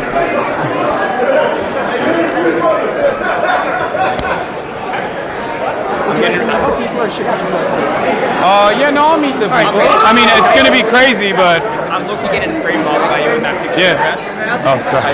Nah, it's chill. Nice to meet you. Yeah, we'll talk at the event. Okay. All right. More. When do we need to go to the event? As soon as Mr. Piker is Okay. Just let me know. I'm gonna. Okay. The event is dinner, right, or something? We do have a charcuterie. Okay. Cool. What's up? Nice to meet you. You guys were incredible. Yeah. Incredible. Thank you so much. Brilliant, both of you. Can we take a picture? Yeah, of course. Thank you. Okay, Of right. course. Stay well. What's going on? Nice to meet you. Nice to meet you too. Oh yeah. Do you want me to stand like in between everybody? How do we want to do it? Yeah, I think so. This is gonna be tough. Okay. First, let's do just us three. Is that what you want to do? Wait, first I'm gonna do just with them two, and then with everybody. Okay? Wait. Party, party! Yes. All right, get it. Okay. Party.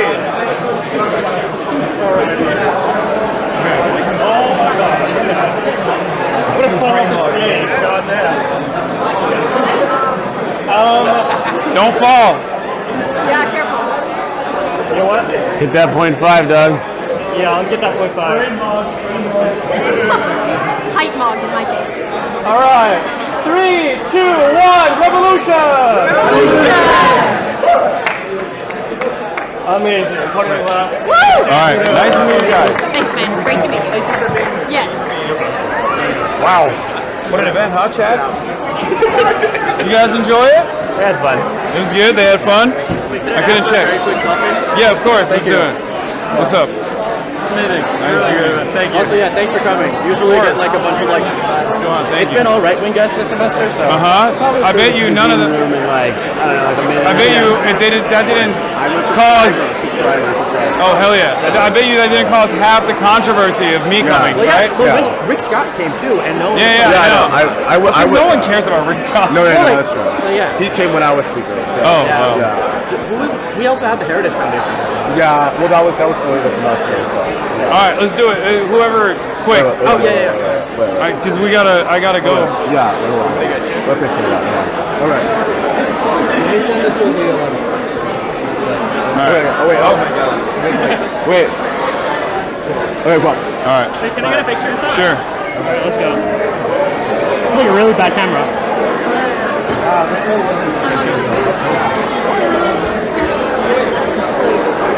Thanks. Nice to meet you. What's going on?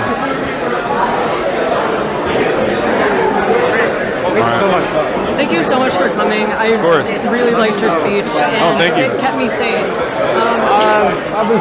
lot of liberals on this campus, I see, which is Unfortunately. expected. No, I mean, I definitely, We're gonna get stuck.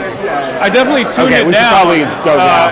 thinking that the audience would be more receptive to a less aggressive message. But I think it was needed. We gotta go to the green room. oh, we gotta go. But- Okay, all right, last one. Actually, you have And to join DSA. Yeah. Come on now. Here you go. All right. Oh, selam, merhaba. All right. All right, I gotta go, guys. Thank you. Bye. Thanks for coming. All right. Where is he? Oh, there's. Okay. Oh, thank you. Thank you for I'm running for Congress. Okay. Nice to meet you, man. All right. Can we get a photo? Can we get a photo? Oh my God. All right. Nice to meet you guys. What's going on? Nice to meet you. Nice to meet you guys. Hi. Nice to meet you. Nice to meet you. Nice to meet you. Nice to meet you. Nice to meet you. All right, we're going upstairs. Oh yeah, you put çıkıyoruz. Sorry. Thank you. Okay. That was a wonderful event, I thought.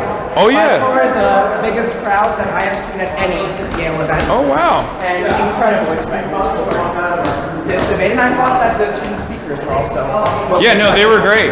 They were great. Do you often do debates like this? Is this something that you plan to do more in the future? Maybe. I mean, I've done Cambridge Union and Oxford Union, but that was more so. I mean, there were contentious questions as well. This is open for whoever. I know that there's like different formats. I've never done this one before. Well, I've this never. is quite a unique format. Yeah, I like it. It's we like. are the oldest and the largest debate society in America, so. Yeah. There are some that are up and coming and are actually asking for our support and help, and so we're doing that. So hopefully you get invited by some others as well soon. Yeah. No, I mean, there's definitely. College campuses invite me to do stuff all the time, but it's rarely ever, this format. Yeah. And then as soon as you are ready, we're just going to pull you to a private event that is a few blocks away. Okay. All right. Yeah. Let's just end it here then. Yeah, I mean, that's when we had it scheduled. Yeah. All right. Everybody, thank you so much for watching. That was a wonderful experience, very fun. I hope you guys also enjoyed it. I'll be live tomorrow from New York once again. I might have some guests on the show. Maybe not. I don't know. We'll get back to situation monitoring as always. Yeah, I think as far as problematic clips goes from this event, it wasn't too bad. I didn't say anything too radical, I don't think. So